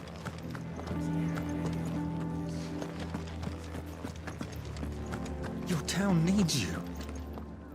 I need you.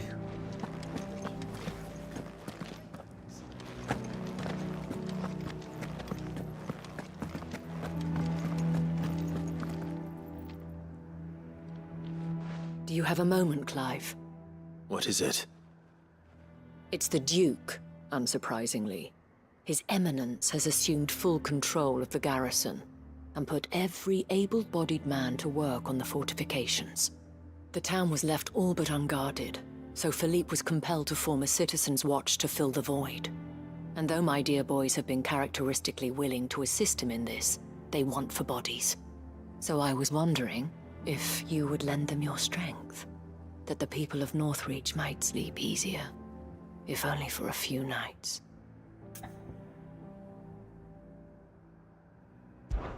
Of course. Whatever you need. Thank you, Clive. What would I do without you? Philippe told me he had men stationed at... Where can I find the mistress of this establishment? Here, my lady. To whom do I have the pleasure of speaking? My name is Sabine, and it is my displeasure to be the daughter of the Duke of Oriflamme, who I understand is causing you and your town no small amount of trouble. I wish to speak to you about what might be done. Very well. Let us speak. I trust you'll forgive me, Clive. Absolutely. Our conversation can wait.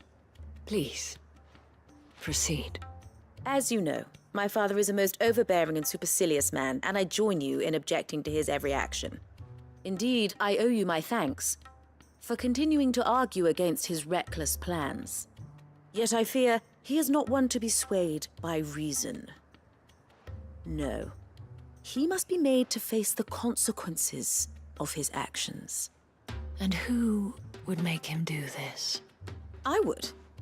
Myself and several other like-minded individuals. Were you to join us, we would surely have the strength to drive him from Northreach for good. Does that not seem a trifle drastic? Drastic action is precisely what is called for. Unless you are content to see your people downtrodden and dispossessed. My father would have it that citizens exist only to serve the Empire. That they should be forced to make every sacrifice to ensure her revival. But he is wrong. It is not the people who must serve the Empire, but the Empire who must serve her people. He's always been like this. Scornful of the opinions of anyone he judged beneath him. But he cannot be allowed to ride roughshod over the common folk any longer. We must fight him by all possible means. Fight him? No. My purpose is to quell the tension in Northreach, not to stoke it. Respectfully, my lady. Our only chance of saving this town depends upon every one of us uniting against our common enemy. Your father and his followers included. While I understand your frustrations, I cling to the hope that he may yet be won round. False hope, I assure you. But I see that your mind is made up. I shall bother you no longer. If you will extend me the same courtesy, I bid you good day. She certainly has spirit. Indeed. But unfortunately for us, that spirit is only likely to harden the Duke's resolve, which may be enough to seal the fate of this town. Not that she cares. This is all about her and her father. Families. I'm sorry, where were we? Ah, yes. I was about to tell you of Philippe's plans for the town watch, but perhaps it's better that you heard them from him. I believe he's in the market, if you'd be so kind as to seek him out. Right away. It's just a pity I cannot join you. I'd like to see the two of you in action together.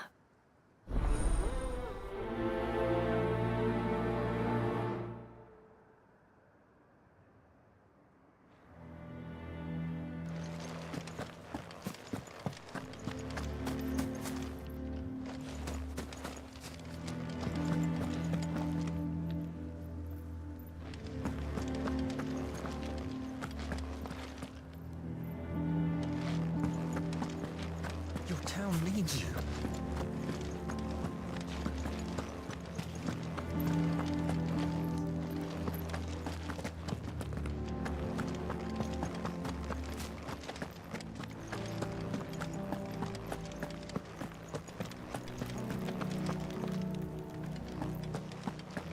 What does the dame have to say?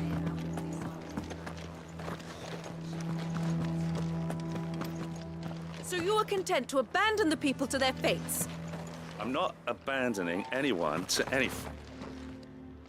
Please, I beseech you. If you are a true son of Northreach, you must fight to defend your home.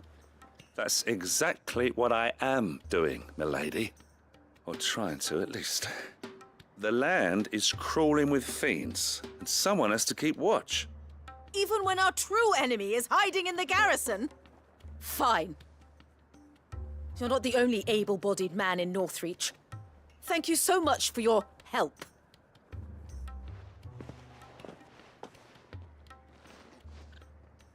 She cornered you too, then? Could hardly get a word in edgeways. Like father, like daughter, eh? She made an uninvited appearance at the Vale earlier, hoping to convince the Dame to join her in fomenting rebellion. I bet that went well. Her ladyship seems to have a way with people. Anyway, what brings you here? Our mutual friend thought you might welcome some help. Oh, she did she? Right as always. In fact, you're just the man. We've had some reports, you see.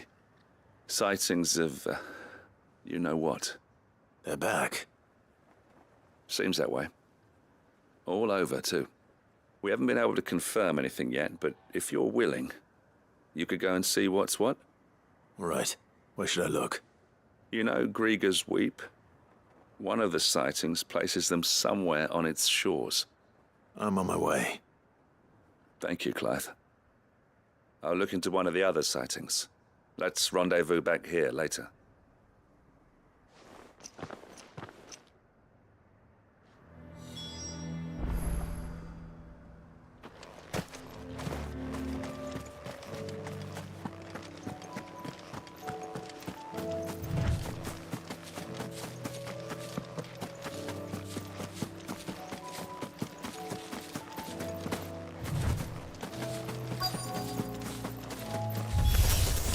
Damn it. The reports were true. I need to stop them before they get to the town. Get him!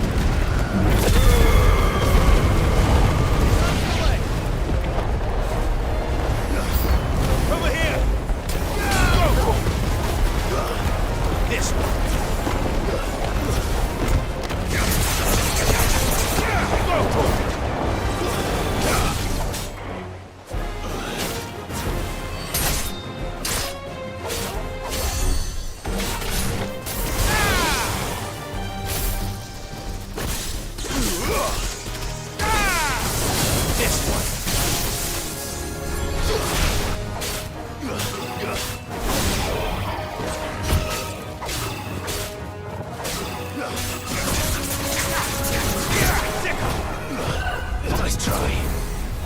Get him!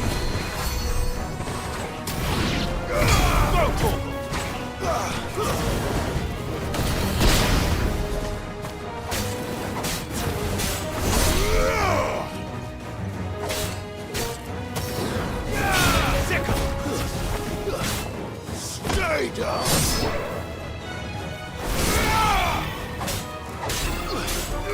Over here! Get him! It's over. This one. Get him! Over here!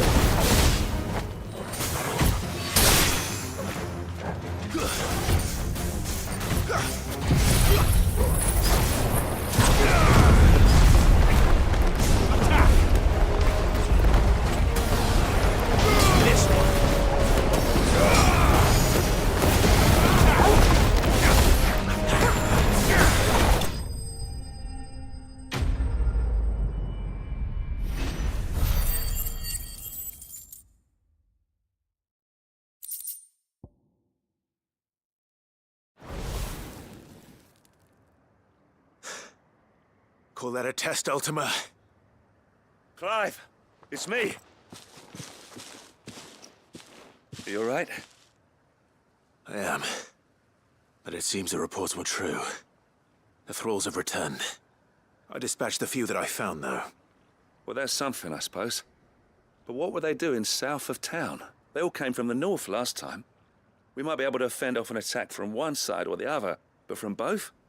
Do you have eyes in the north? Some. I should probably go and have a look, though, just to be sure. You head back to Northreach. I want you there just in case war breaks out while I'm away. What do you mean? Her ladyship's been busy working her magic on the townspeople, stirring up ill feeling towards her father. But she'll have her marching on the barracks if we're not careful. What? This is exactly what the Dane was afraid of. I'll do what I can to calm things down. Be careful out there, all right? Don't worry, I'm not like you. One sniff of those things and I'm running back to town screaming blue murder.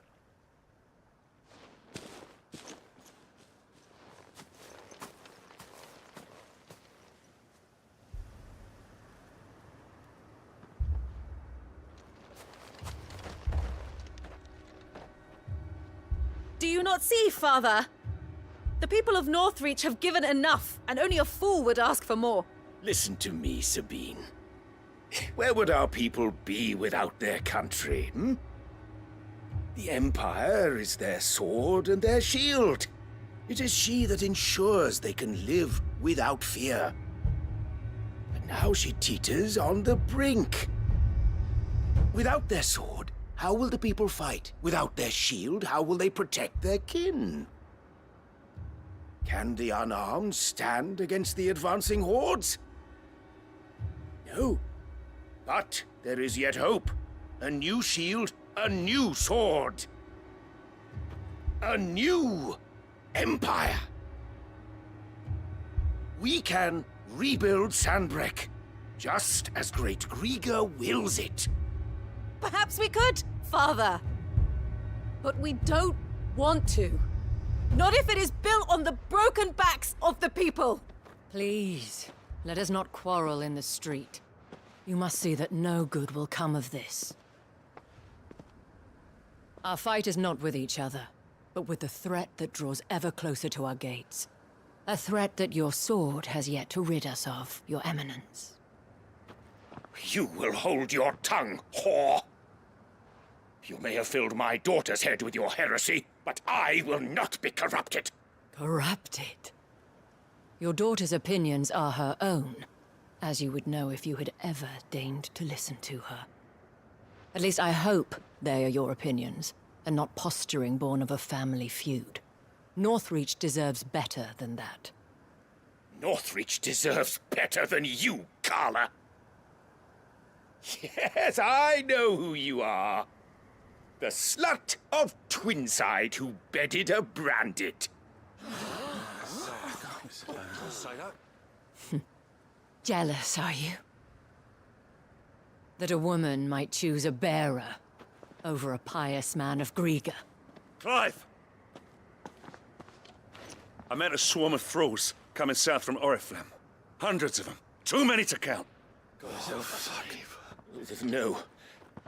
Work on the fortifications has scarcely begun. We will retreat to Caer Norvent and there make our stand. Did you hear me? That was an order! While this is but a heartfelt plea, let us make our stand here and protect our homes. Protect those that we love. Together, for Northreach!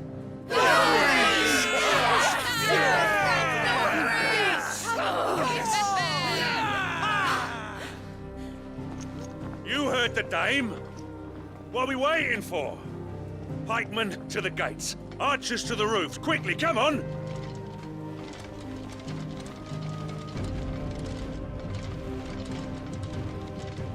But she is but a common... whore, yes. And we'd follow her to the gates of hell.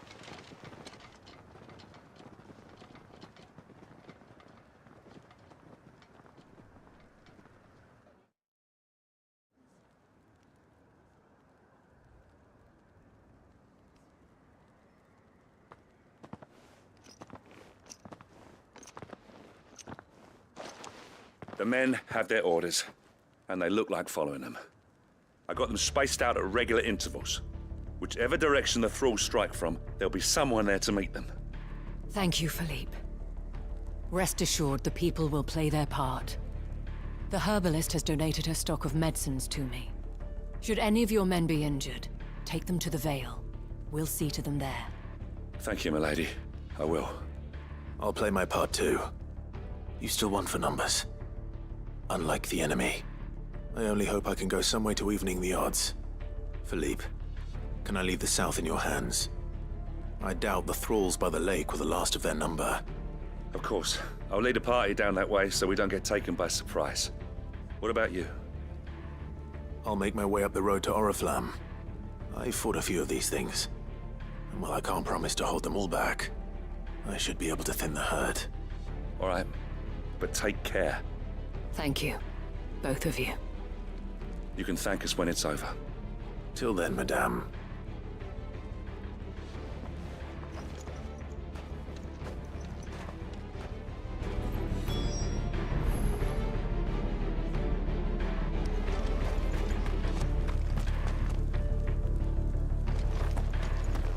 When the fighting begins, we can take refuge in the barracks. We'll be safe there.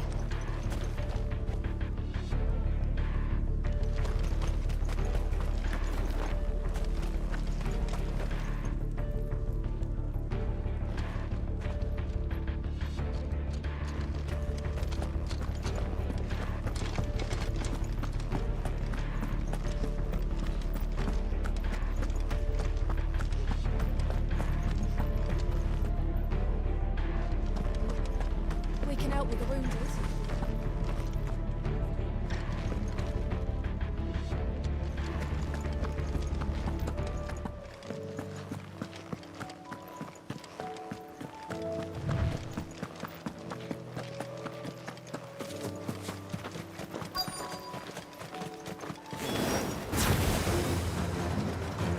There are so many of them. Not for long.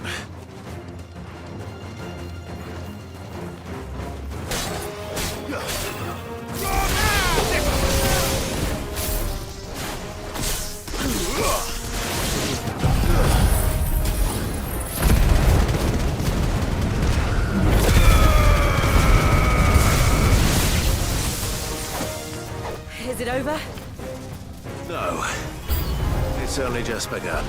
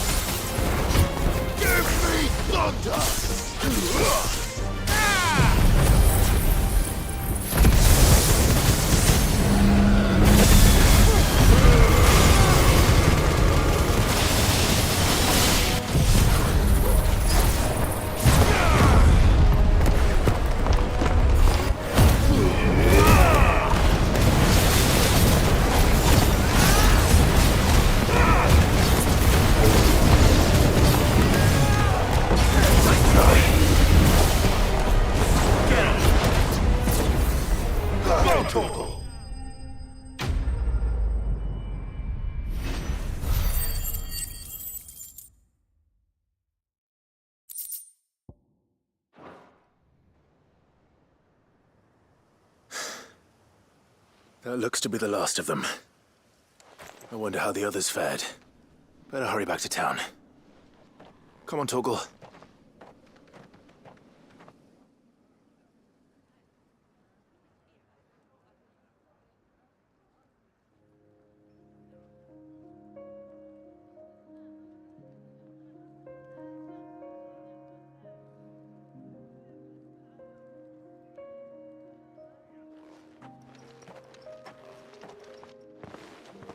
Clive, it's good to see you. And you. The road to Oriflamme is clear. How did you and your men fare? Well, we ended up fighting for our lives down by the lake. Took a few nicks, but nothing the girls at the Vale can't put right. Glad to hear it. Well, it seems we've survived. For the time being, at least. I thank you both for answering the call. You were right. And I was wrong. About everything. I had thought that the only way to unite the people was under the banner of Empire. That without a strong hand to guide them, they would drift apart. To be borne hither and yon by the eddying currents of fate. But you brought them together. Not by force, nor by the exercise of goddess-given authority, but by simply being one of them. By knowing what they feel, because you feel it yourself. Our purpose was ever the same, Your Eminence.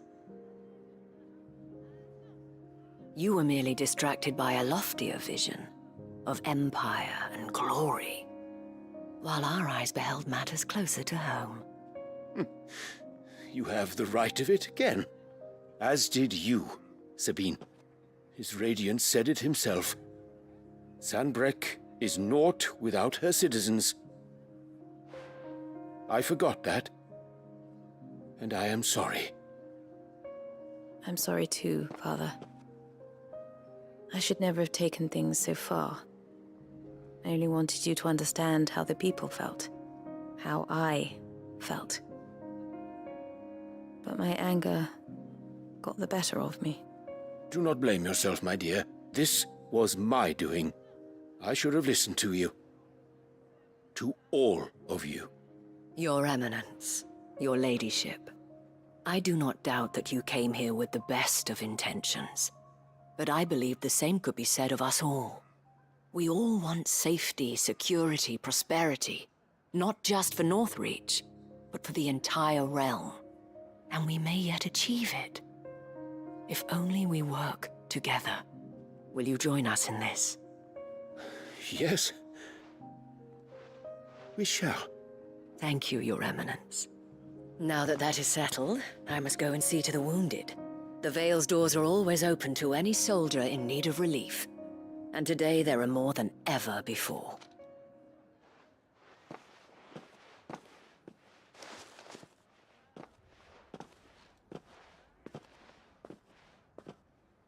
Madame Isabel is a rare soul indeed. In these dark times, I see that it is not men like me who should lead the realm, but women like her. You're right. If only I'd listened to her when I had the chance. Forgive me for saying so, milady, but you still do. The dame said it herself. We can turn things around. We just have to work together. And that goes for you, too. You're one of us now. One of you? Well said, Captain. Let this be a new beginning. Not only for Sanbreque, but for us. Well, since there's nothing more to be done here, I should see if Isabel needs any help moving the wounded.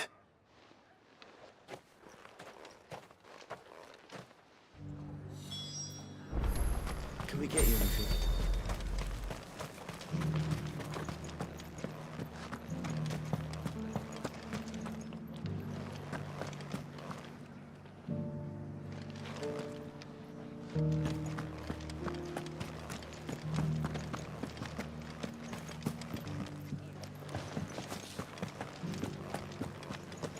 Just a little further. This the last one?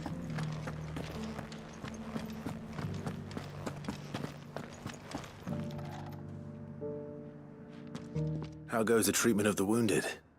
I'd be happy to man one end of a stretcher if it would help. You've helped quite enough for one day, Clive. Thank you. Don't mention it. Oh, but I must. After all you've done for this town, it is the very least you deserve. Tell me, if Northreach had fallen, what would you have done? A woman of your means could find a home anywhere in the realm, but I sense you would rather have died here. It's a long story. For you, madame, I have all the time in the world.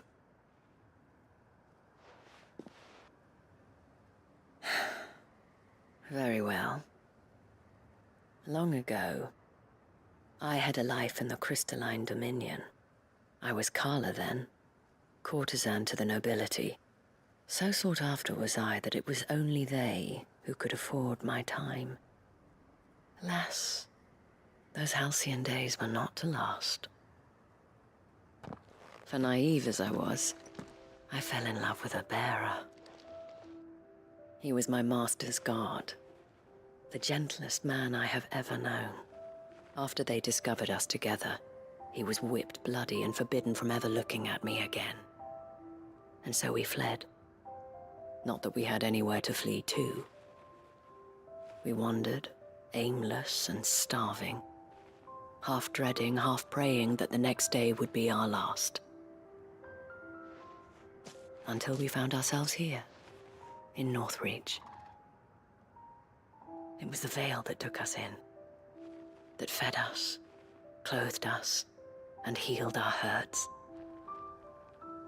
Those that could be healed, at least. My love was already too far gone. He passed away. He did. Not long after we arrived. But at least we were able to share a few moments of peace before the end. It was the greatest gift I have ever received. But the generosity of this town and her people did not end there. The men and women of the Vale supported me through my grief, shared in it, though I was still a stranger to them. They treated me like a sister. And so I swore that I would always do the same. That I would return the kindness that Northreach showed me. That I would repay my debt to the Vale.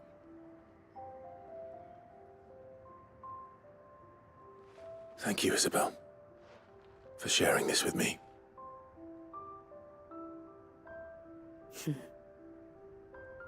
You're a lot like him, you know. Perhaps that is why I have such a soft spot for you. Never stop fighting, Clive. And I shan't either. I know that it will not be easy to keep Northreach together. But our efforts will be rewarded. Just look at us now. The people, the soldiers, even the Duke of Oriflamme and his daughter, all united in defense of this town that we have come to call our home. And what of you? Can we count on your support too? Always.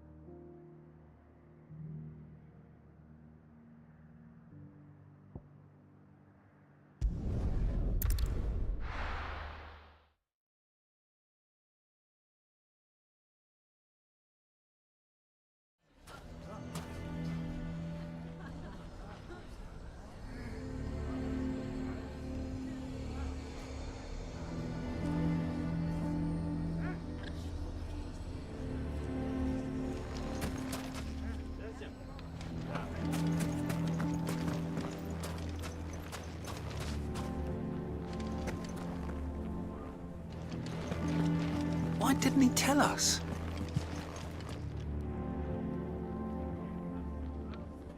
Here to help me pack? Thanks, but I'll be traveling light. I'm almost finished already, in fact. You're really going to go through with this, then? I am. But before I go, there is one small issue I'd like your assistance with. Well, two, in fact. If it's within my power to help you, I will. It's the children. I refuse to let them share in my disgrace. And if I leave them here, they surely will. Our friendship would see them ostracized forever. But I can't take them with me either. I can think of only one place where they are certain to be safe and provided for and loved. The hideaway. Of course. The children would be more than welcome. Thank you, Clive. I will not forget this. Lubor, are you still here? What is it, Ferda? You look pale. There's been a flood in the Velcroy, a damn big one. The League of Outlaws encampment was completely submerged in ether. What? Every last one of the bastards has turned. And they're headed this way. Bandits are one thing, but Akashic bandits are quite another. The town guard won't stand a chance against them. We need to evacuate. There's no time to lose. Ferda, gather the men. The Akashic may strike at any moment. We must make ready to cover the townspeople's escape. Well, what are you waiting for? Yes, my lord. Clive, change of plan. The children stay with me for now. I need you to find Conrad and Natalie. Tell them to prepare for a full and immediate evacuation. Understood. I'll do what I can to convince everyone else. Wish me luck.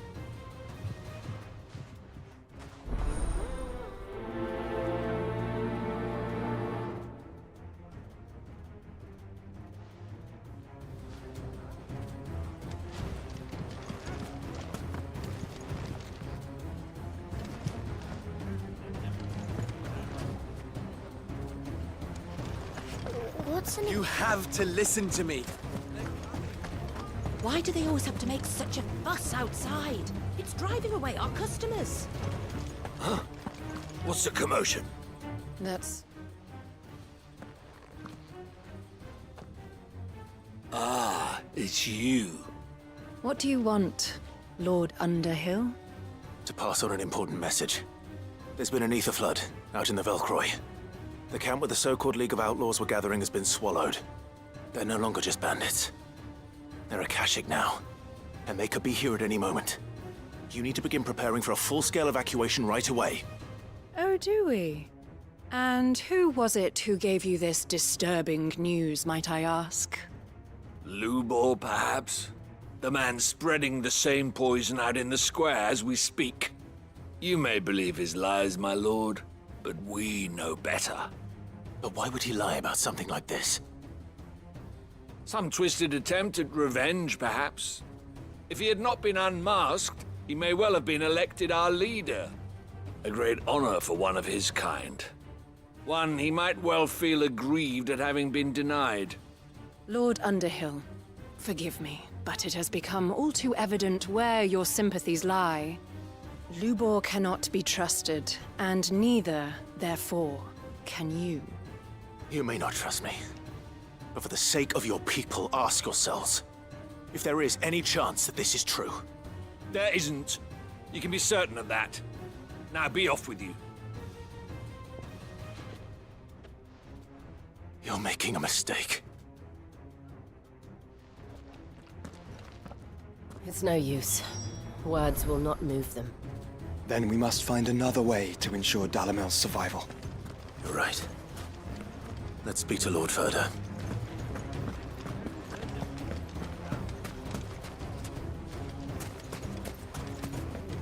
I think we can shut up. What's Lubor raving about?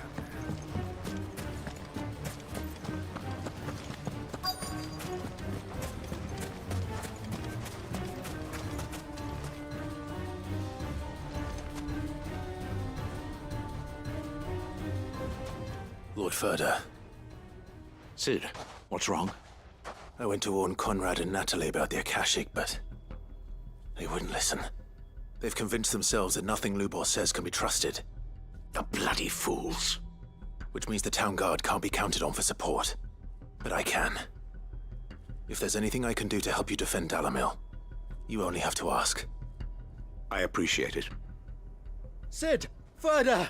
I've been looking for you everywhere. Victor? I thought you'd left. I couldn't abandon a friend in need. And Lubor is in need at this very moment. Come quickly.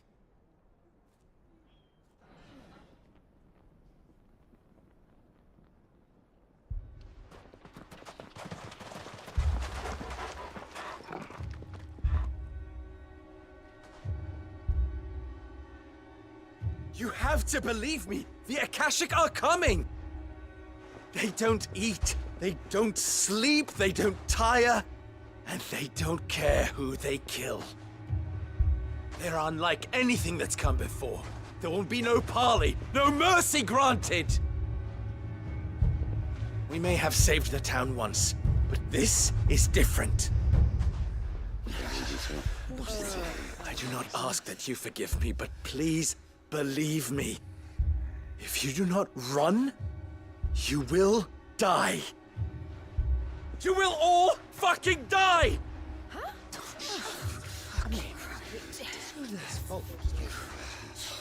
You'd like that, wouldn't you, bearer? Yeah, with us out of the way, your kind will be free to claim Dalamil for yourselves. It's you who should run! Run, bearer! Yeah, run! Run! Far away! Run! Just go on! Yeah. Yeah. Yes! Go on, then. Go on! Go! Just go. Just go. Lubor. Wait. Someone's coming. No. Come on! Stop! You're hurting him!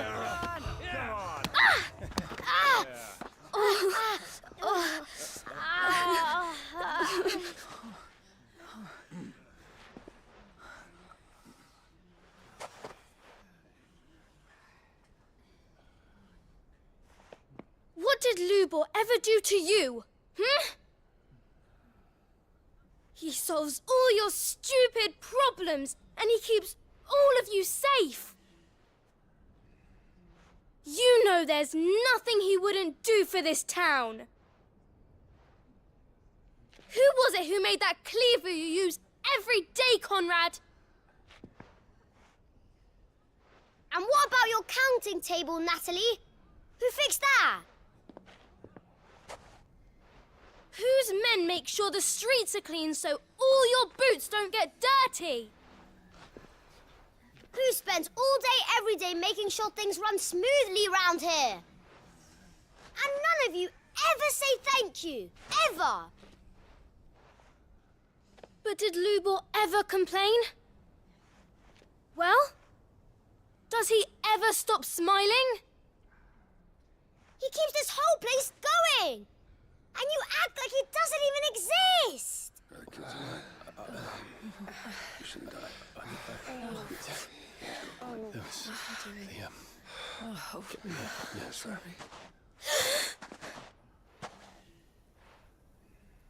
Lubor, we've heard enough. Wait! We will not run. The town guard will not abandon the very place it is sworn to protect. And I will not give up for lost the stores that we labored so hard to fill.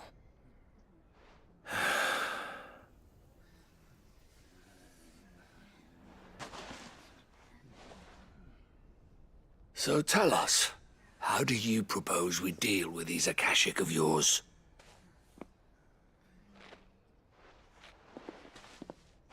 We won't run, but we will fight.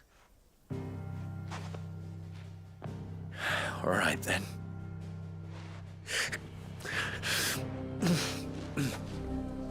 Fine.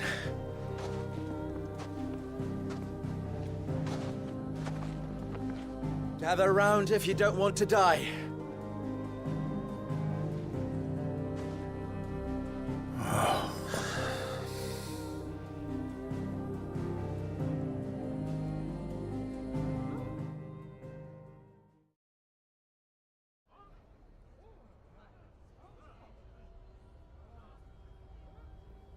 Allow me to explain the situation.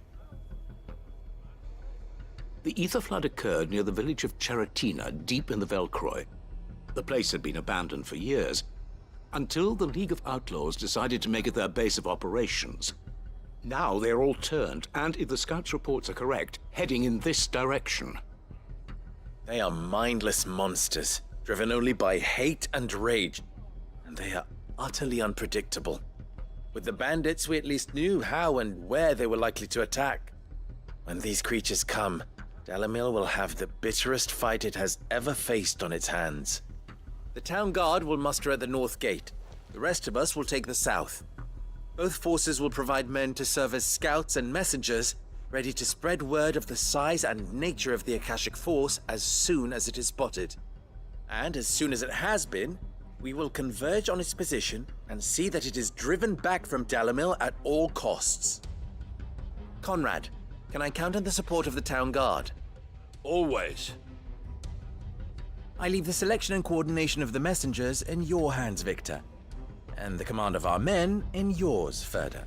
If you would both be so kind. Consider it done. As you wish.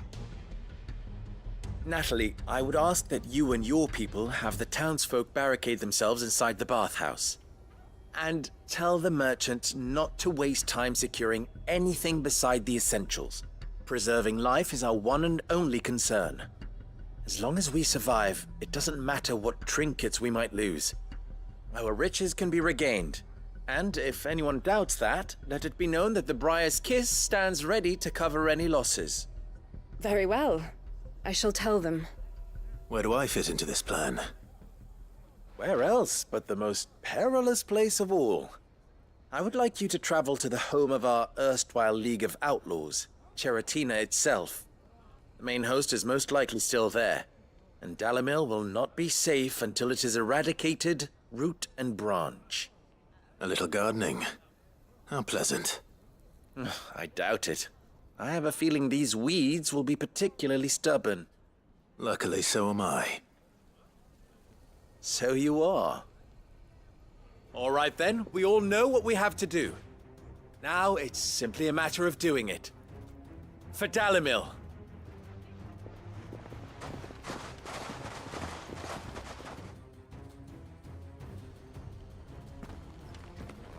Looks like everyone's ready. I'd better not keep them waiting.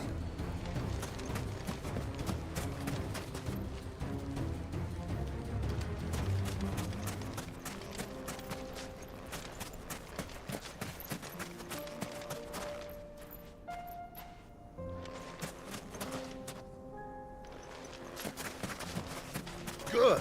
That will keep some of them out.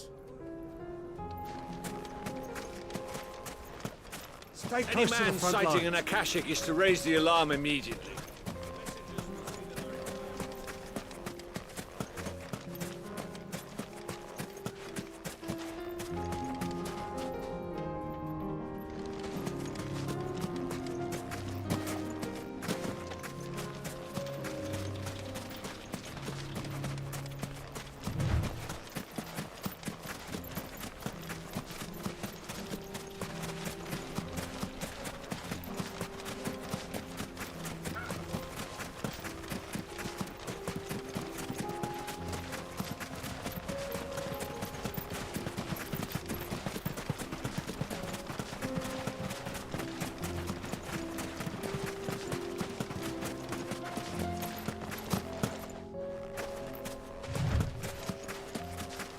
There it is.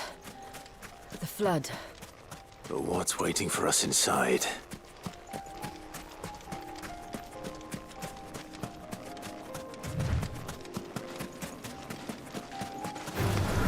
All right. This one!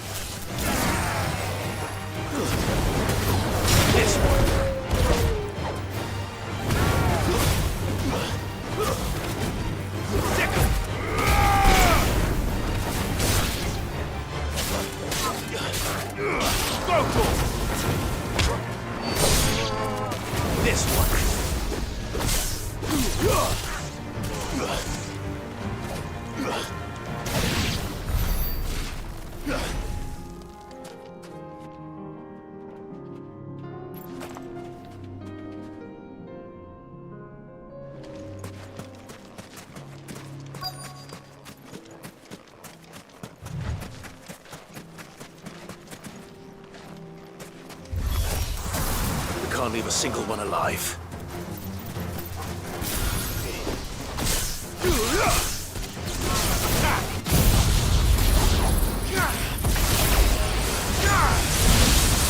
Get him!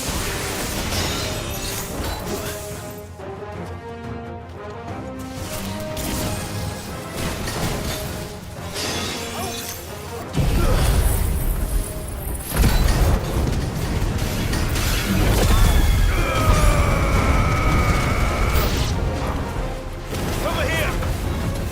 Now, Torgal!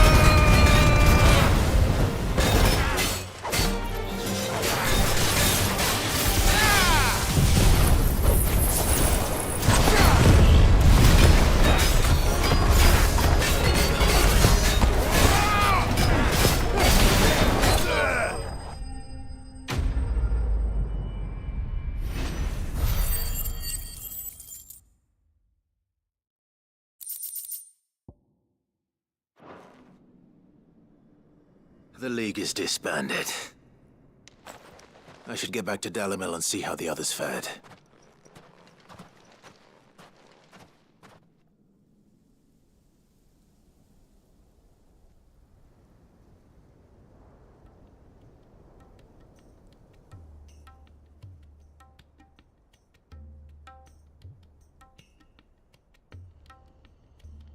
All the Akashic we were able to find have been dealt with.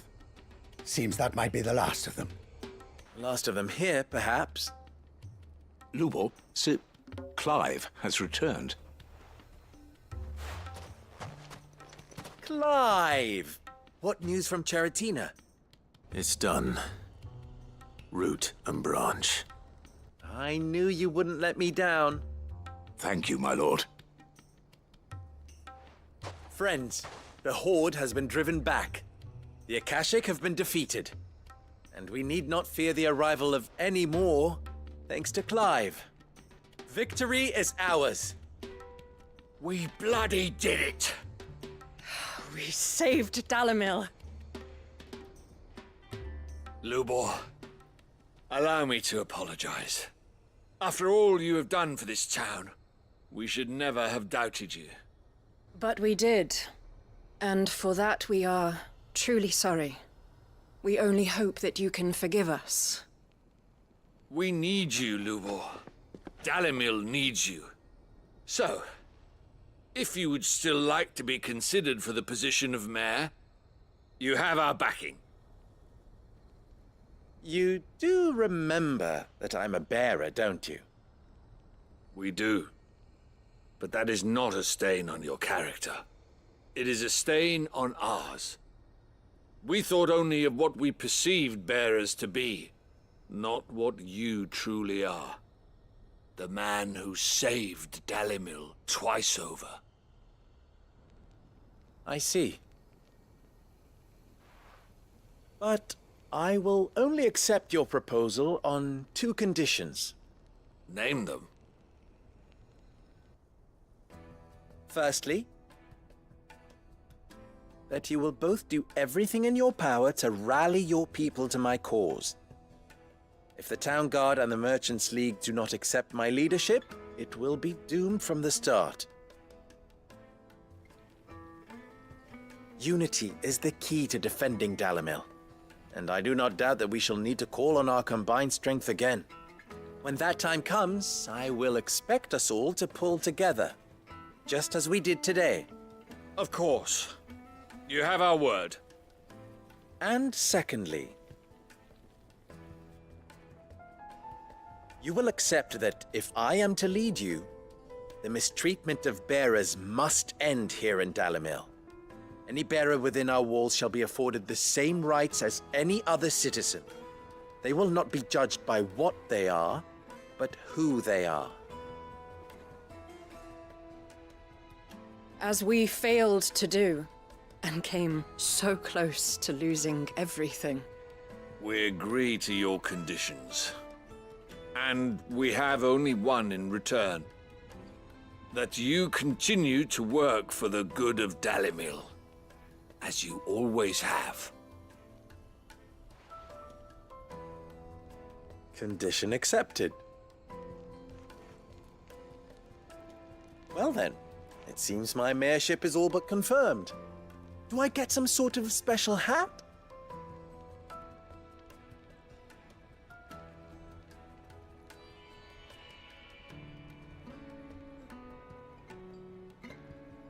How fickle fate can be. Not so long ago, I had resigned myself to leaving Dalimil in disgrace. And now, I find myself her leader. Here. For everything.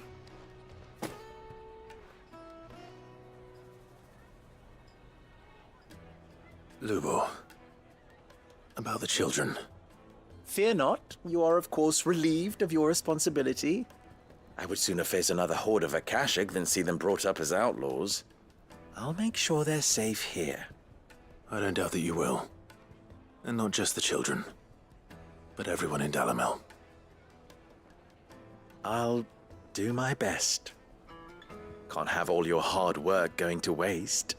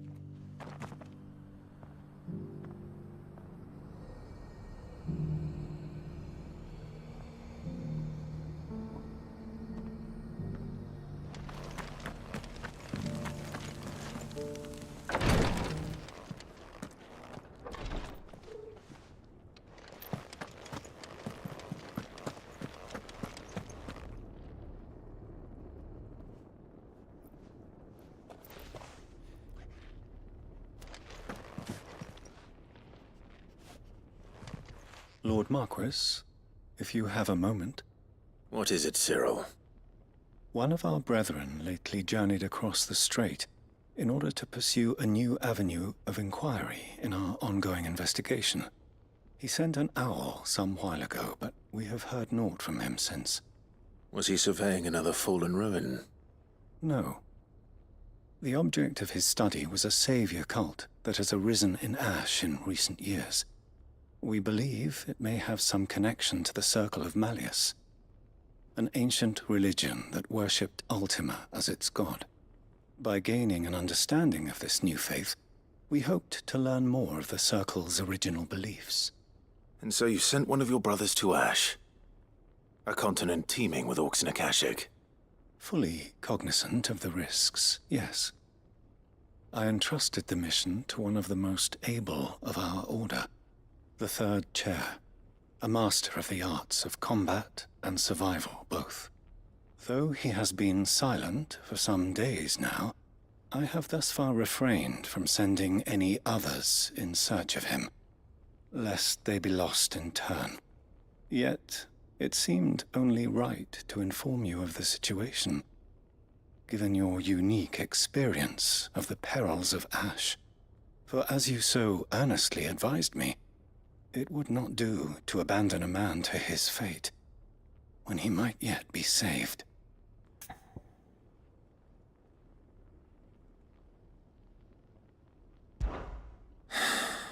It would not. But Ash is a big place. Can you be any more specific? Perhaps. The last owl I received from him mentioned a village where he had heard the cult were wont to assemble. Mickleburg was its name. It lies in the southern reaches of Waloed. If aught ill befell him, I expect it did so there. Right. I'll see what I can do. You are much too kind, my lord. Go then, with my hopes, and may the Firebird's flame ever burn in your heart.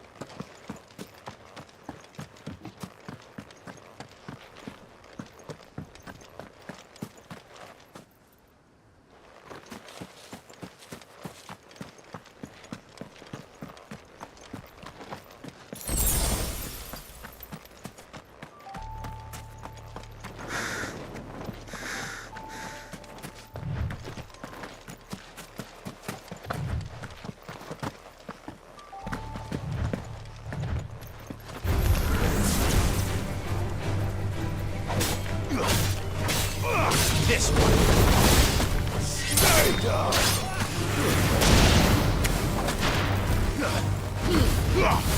All yours, Torvald.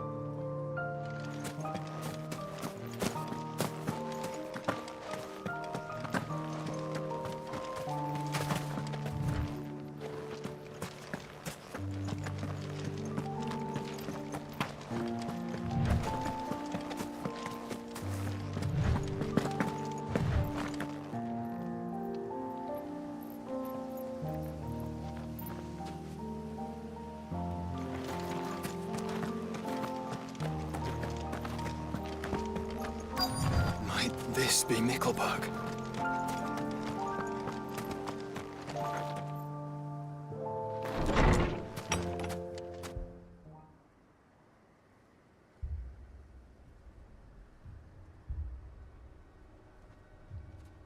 These people aren't turned.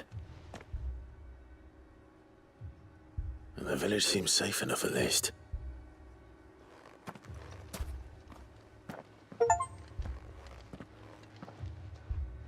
What is going on here? Ah. Did you, too, heed the call? Heed the call? No, I came here looking for someone. To be honest, I wasn't sure I'd find him here. Let alone all of you. Is that so? What are you doing here? Is this where you live? It is my home. The others, they heeded the call. You keep saying that. What do you mean? They came here to perform the rite, just as King Barnabas instructed. This village is their altar, where they shall cast their shoals upon the gentle waters and give themselves to the Lord. Give themselves? Oh, Lord, cleanse us of our sins. Let us be reborn in your loving arms. Free us from the torment of this mortal realm. They want to be saved. Forgive me, but did another foreigner like me come here? He was probably wearing a cowl. You mean the traveler from Storm? Yes. He's staying at my house, toward the rear of the village. Thank you. If you don't mind, I'll go and greet him. They seek the same salvation Barnabas did. At least the third chair still lives. Let's go and find him. Let us be made.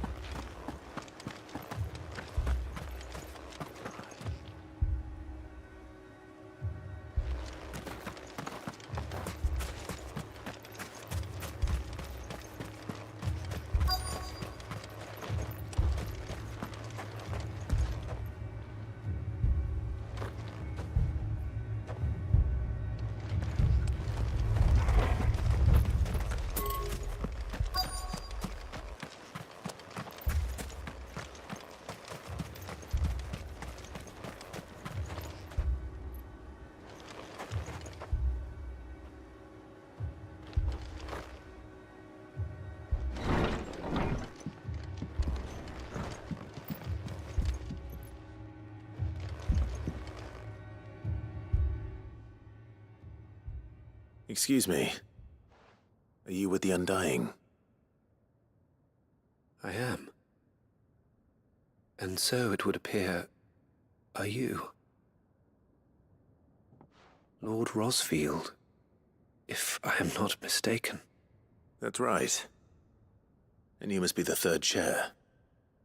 I am. Cyril was worried for your safety. He sent me to find you. Then I must apologize. I did not mean to trouble the bearer of the burning quill. Much less you, my Lord Marquis. He said that you had failed to report. Is there a reason for that? I came here to study the followers of this new faith. But the more I learned of them, the more my own faith began to falter. You have seen them at their prayers, have you not? They devote themselves to the veneration of their Lord with a fervor I have never seen before. Praying night and day that they might be rid of their wicked wills and reborn in their Saviour's light. Not that they might be granted respite from their worldly woes, but so that they might continue to serve him. serve him with all of their beings. I, too, swore to devote my life to the service of my Lord and Master, but this... 'tis different. It is more. And so I would see it through to the end. See these people safe, that they might achieve their dream. That they might do their duty to their Lord. Even if it should keep me from doing my duty to mine. You do understand what their dream is, don't you? I do, my lord. They would cast aside their wills and become Akashic. I know that it may be hard to believe, but to these people, that is the very essence of salvation. Forgive me, my lord, but I must remain here. If you are to return to Master Cyril, I would consider it a great... Did you hear that, my lord? Something is happening. I'll go and find out what. Stay here.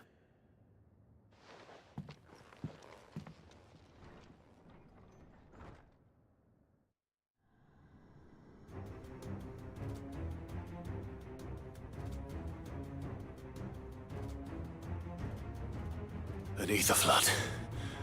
Oh no. There must be something I can do.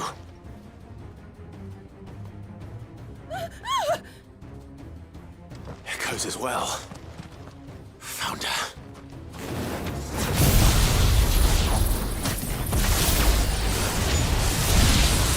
Ready, brother? Ready.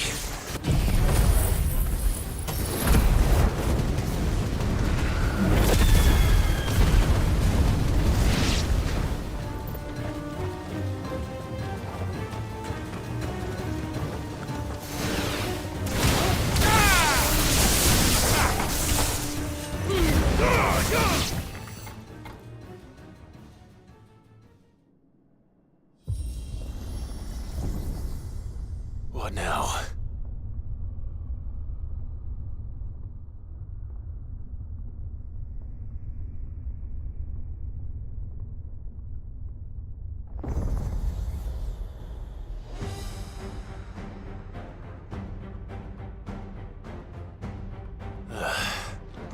We meet again. I've killed your kind before. Get him!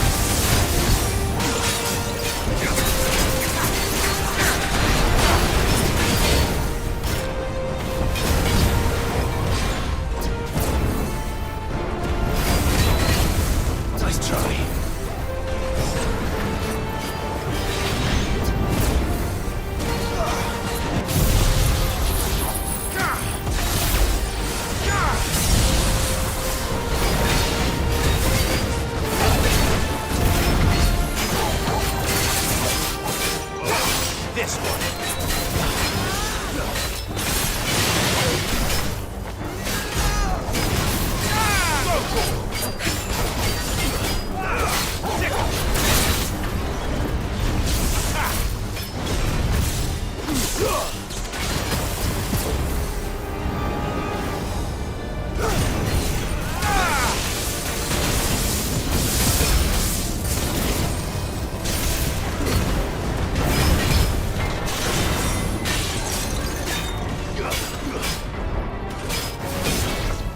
Too slow.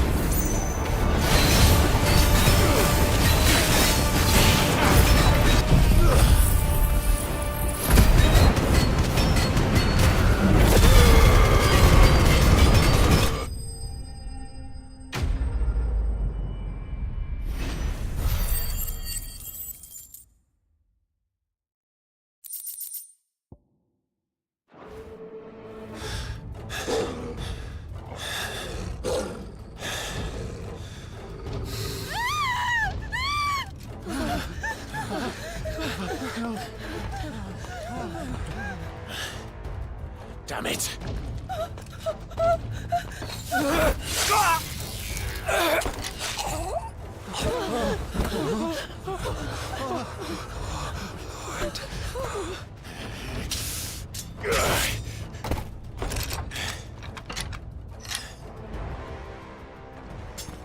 Don't you die. Come on, speak to me. I had to save them, that they might have a chance to find true salvation. By devoting themselves to the service of their Lord. Just as I did, when the Undying plucked me from the gutter and gave me a cause to believe in. A duty to serve was everything to me, and I would not deny them that fulfillment, even if they must become a Kashik in order to achieve it. Forgive me, my Lord Marquis. I did not mean to trouble you with this. My findings. Could you deliver them to Master Cyril for me? Of course. Your duty will be done.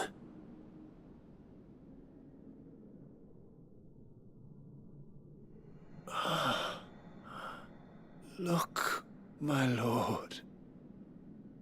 They are saved.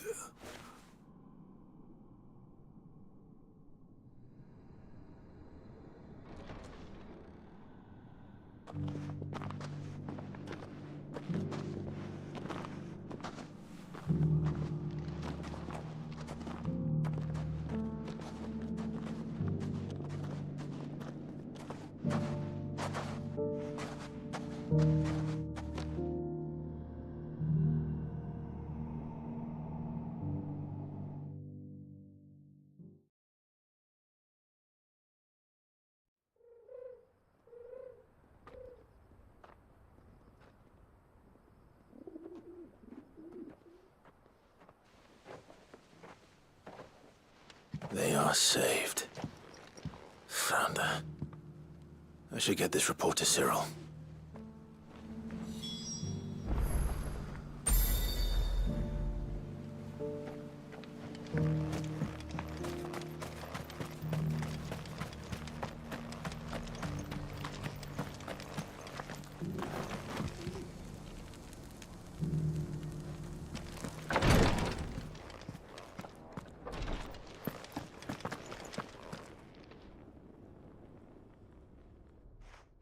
My Lord Marquis, welcome back. I am glad to see you hale and whole. I met with your third chair, Cyril. He bade me deliver his findings to you.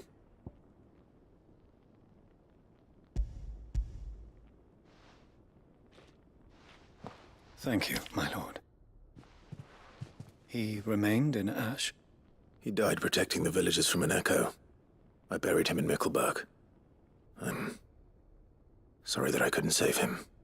If you could not save him, No one could. The villagers, they were believers in this savior cult.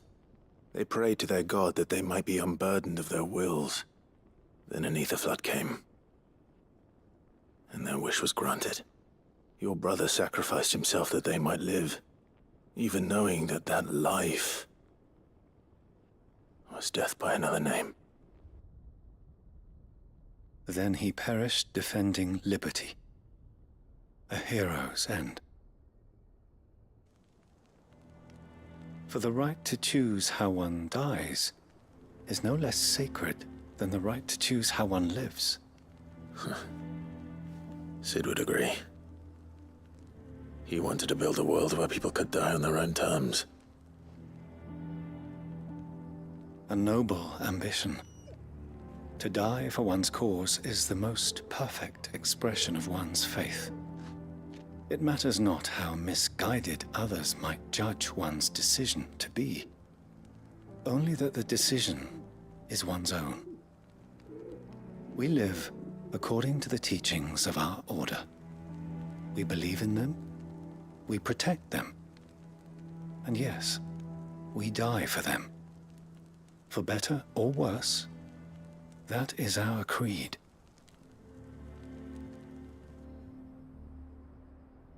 But he didn't die for your creed. He died to save them, and you still believe that what he did was right. I believe that he believed it was. We of the Undying are not slaves, but willing servants. And this was his will, the ultimate expression of it. All right. I'd like to know this man's name, Cyril. To know the names of all the Undying who've fallen in the line of duty. They died serving my house. It's only right that I remember them. That is my duty. Of course. I shall fetch the Book of Martyrs at once. My lord, it has been, and shall ever be, the greatest honor of my life to serve House Rosfield. Though our duties may differ, yours is no less important. I pray with all my heart for your success. And were they here, I have no doubt but that every one of my fallen brothers and sisters would feel the same.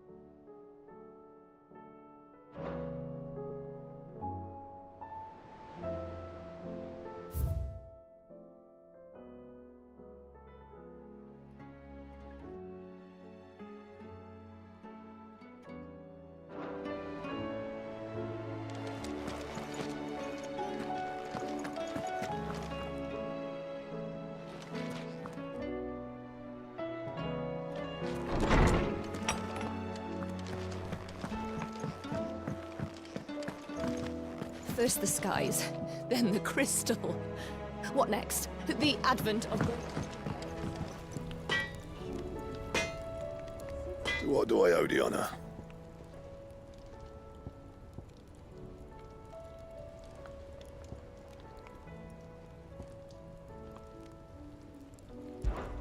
What do you want?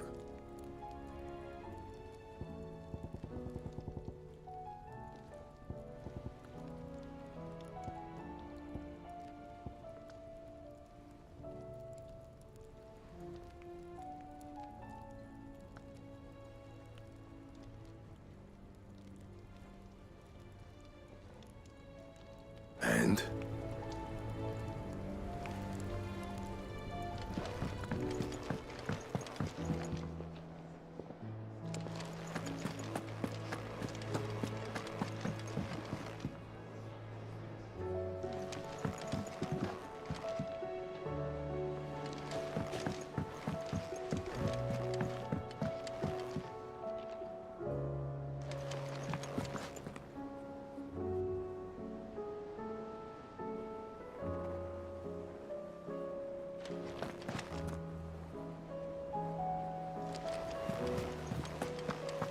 There's something about it. I feel like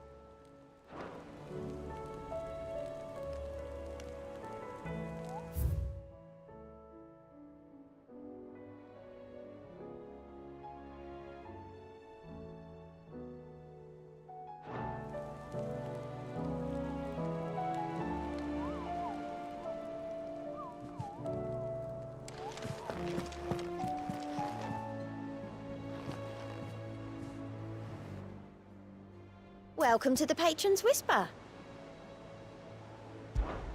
Come to claim your just desserts? Here you are.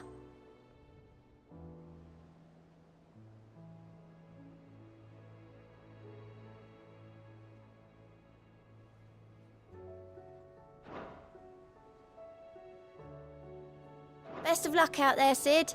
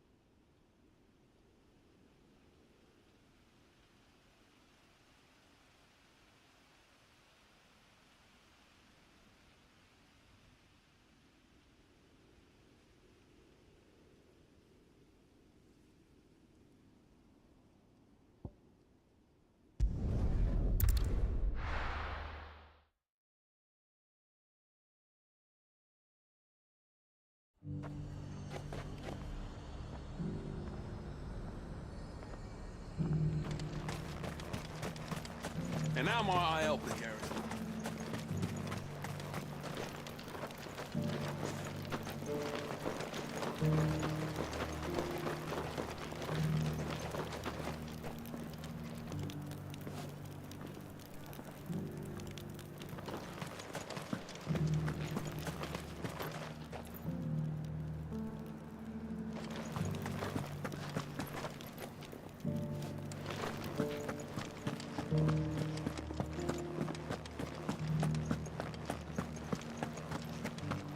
Looks like you've got...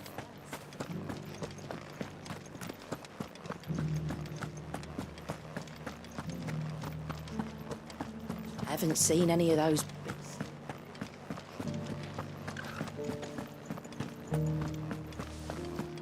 Do be careful.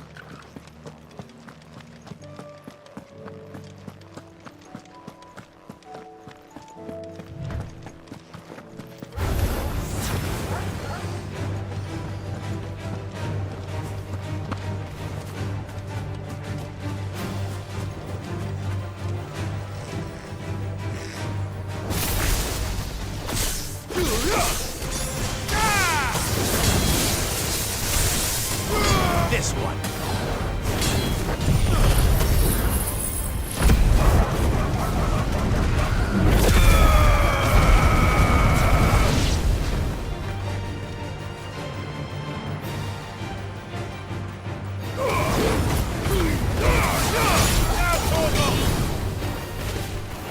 Go, Torgo!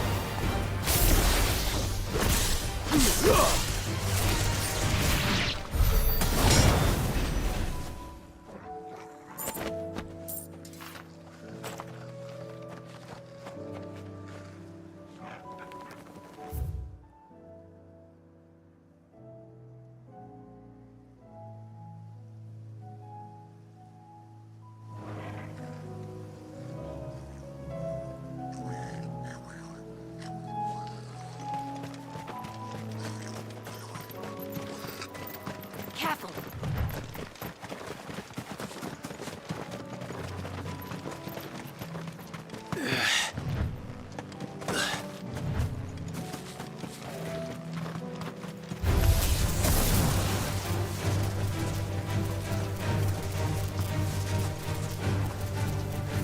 Over here!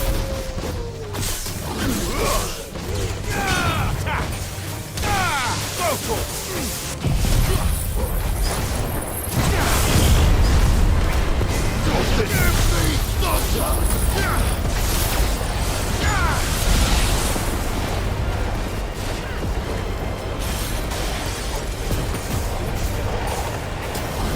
This one. Go, Torgo!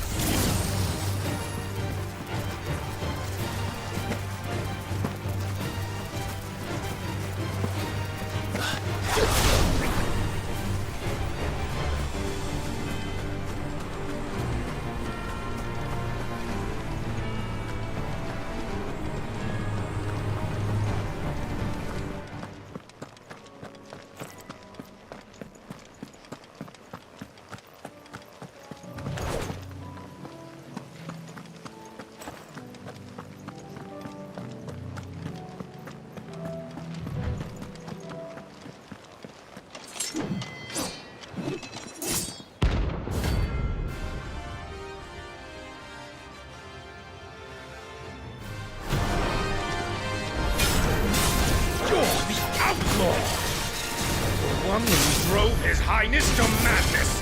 On your knees! What? He hasn't heard. And it doesn't look like he's willing to listen.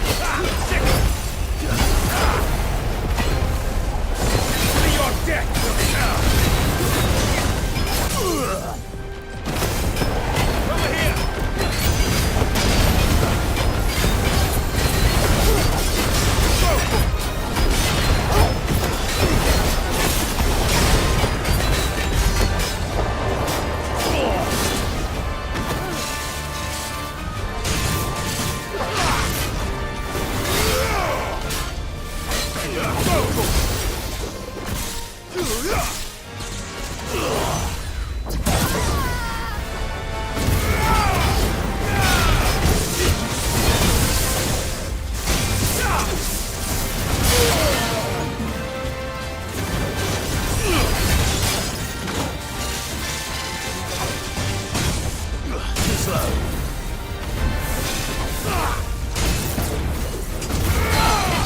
Over here!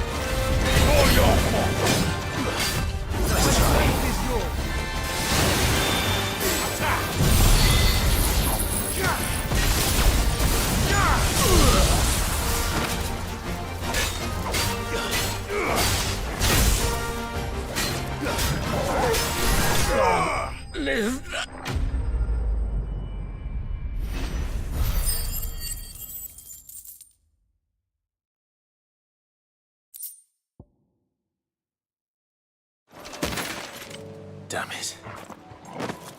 Dion would have been glad to have you back at his side.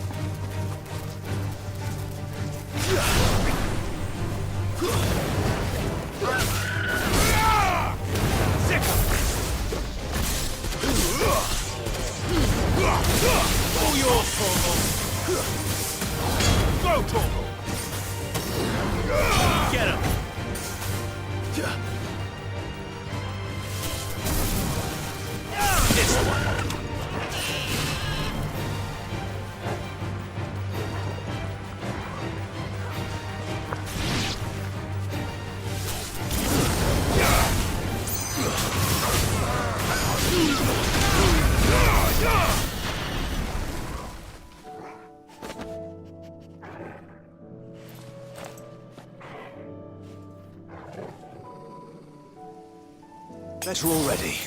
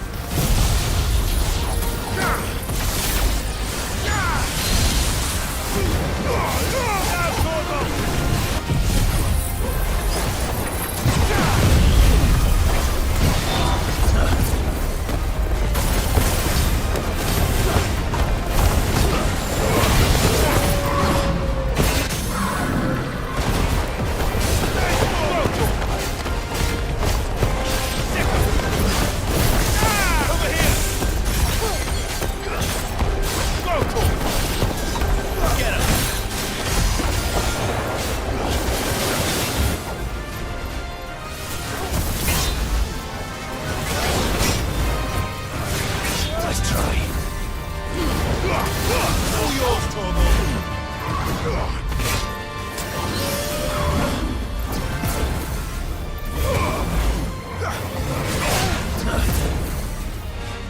him!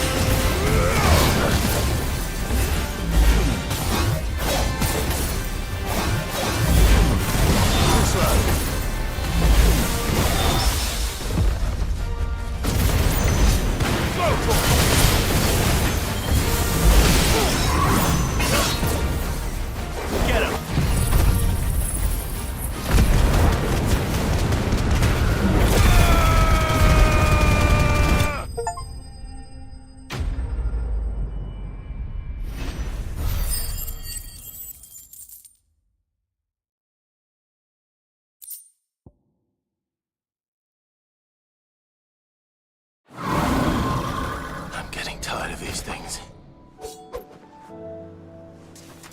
I needed that.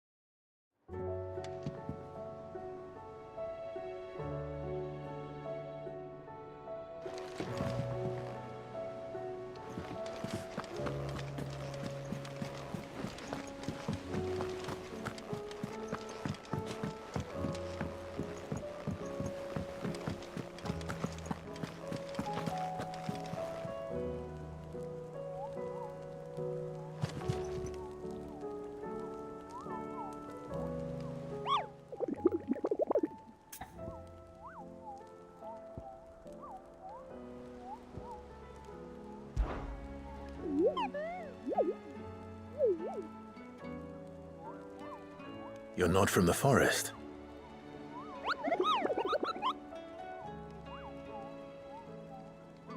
Well, which forest?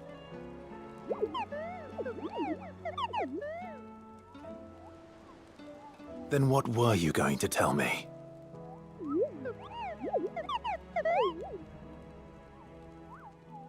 And if you had?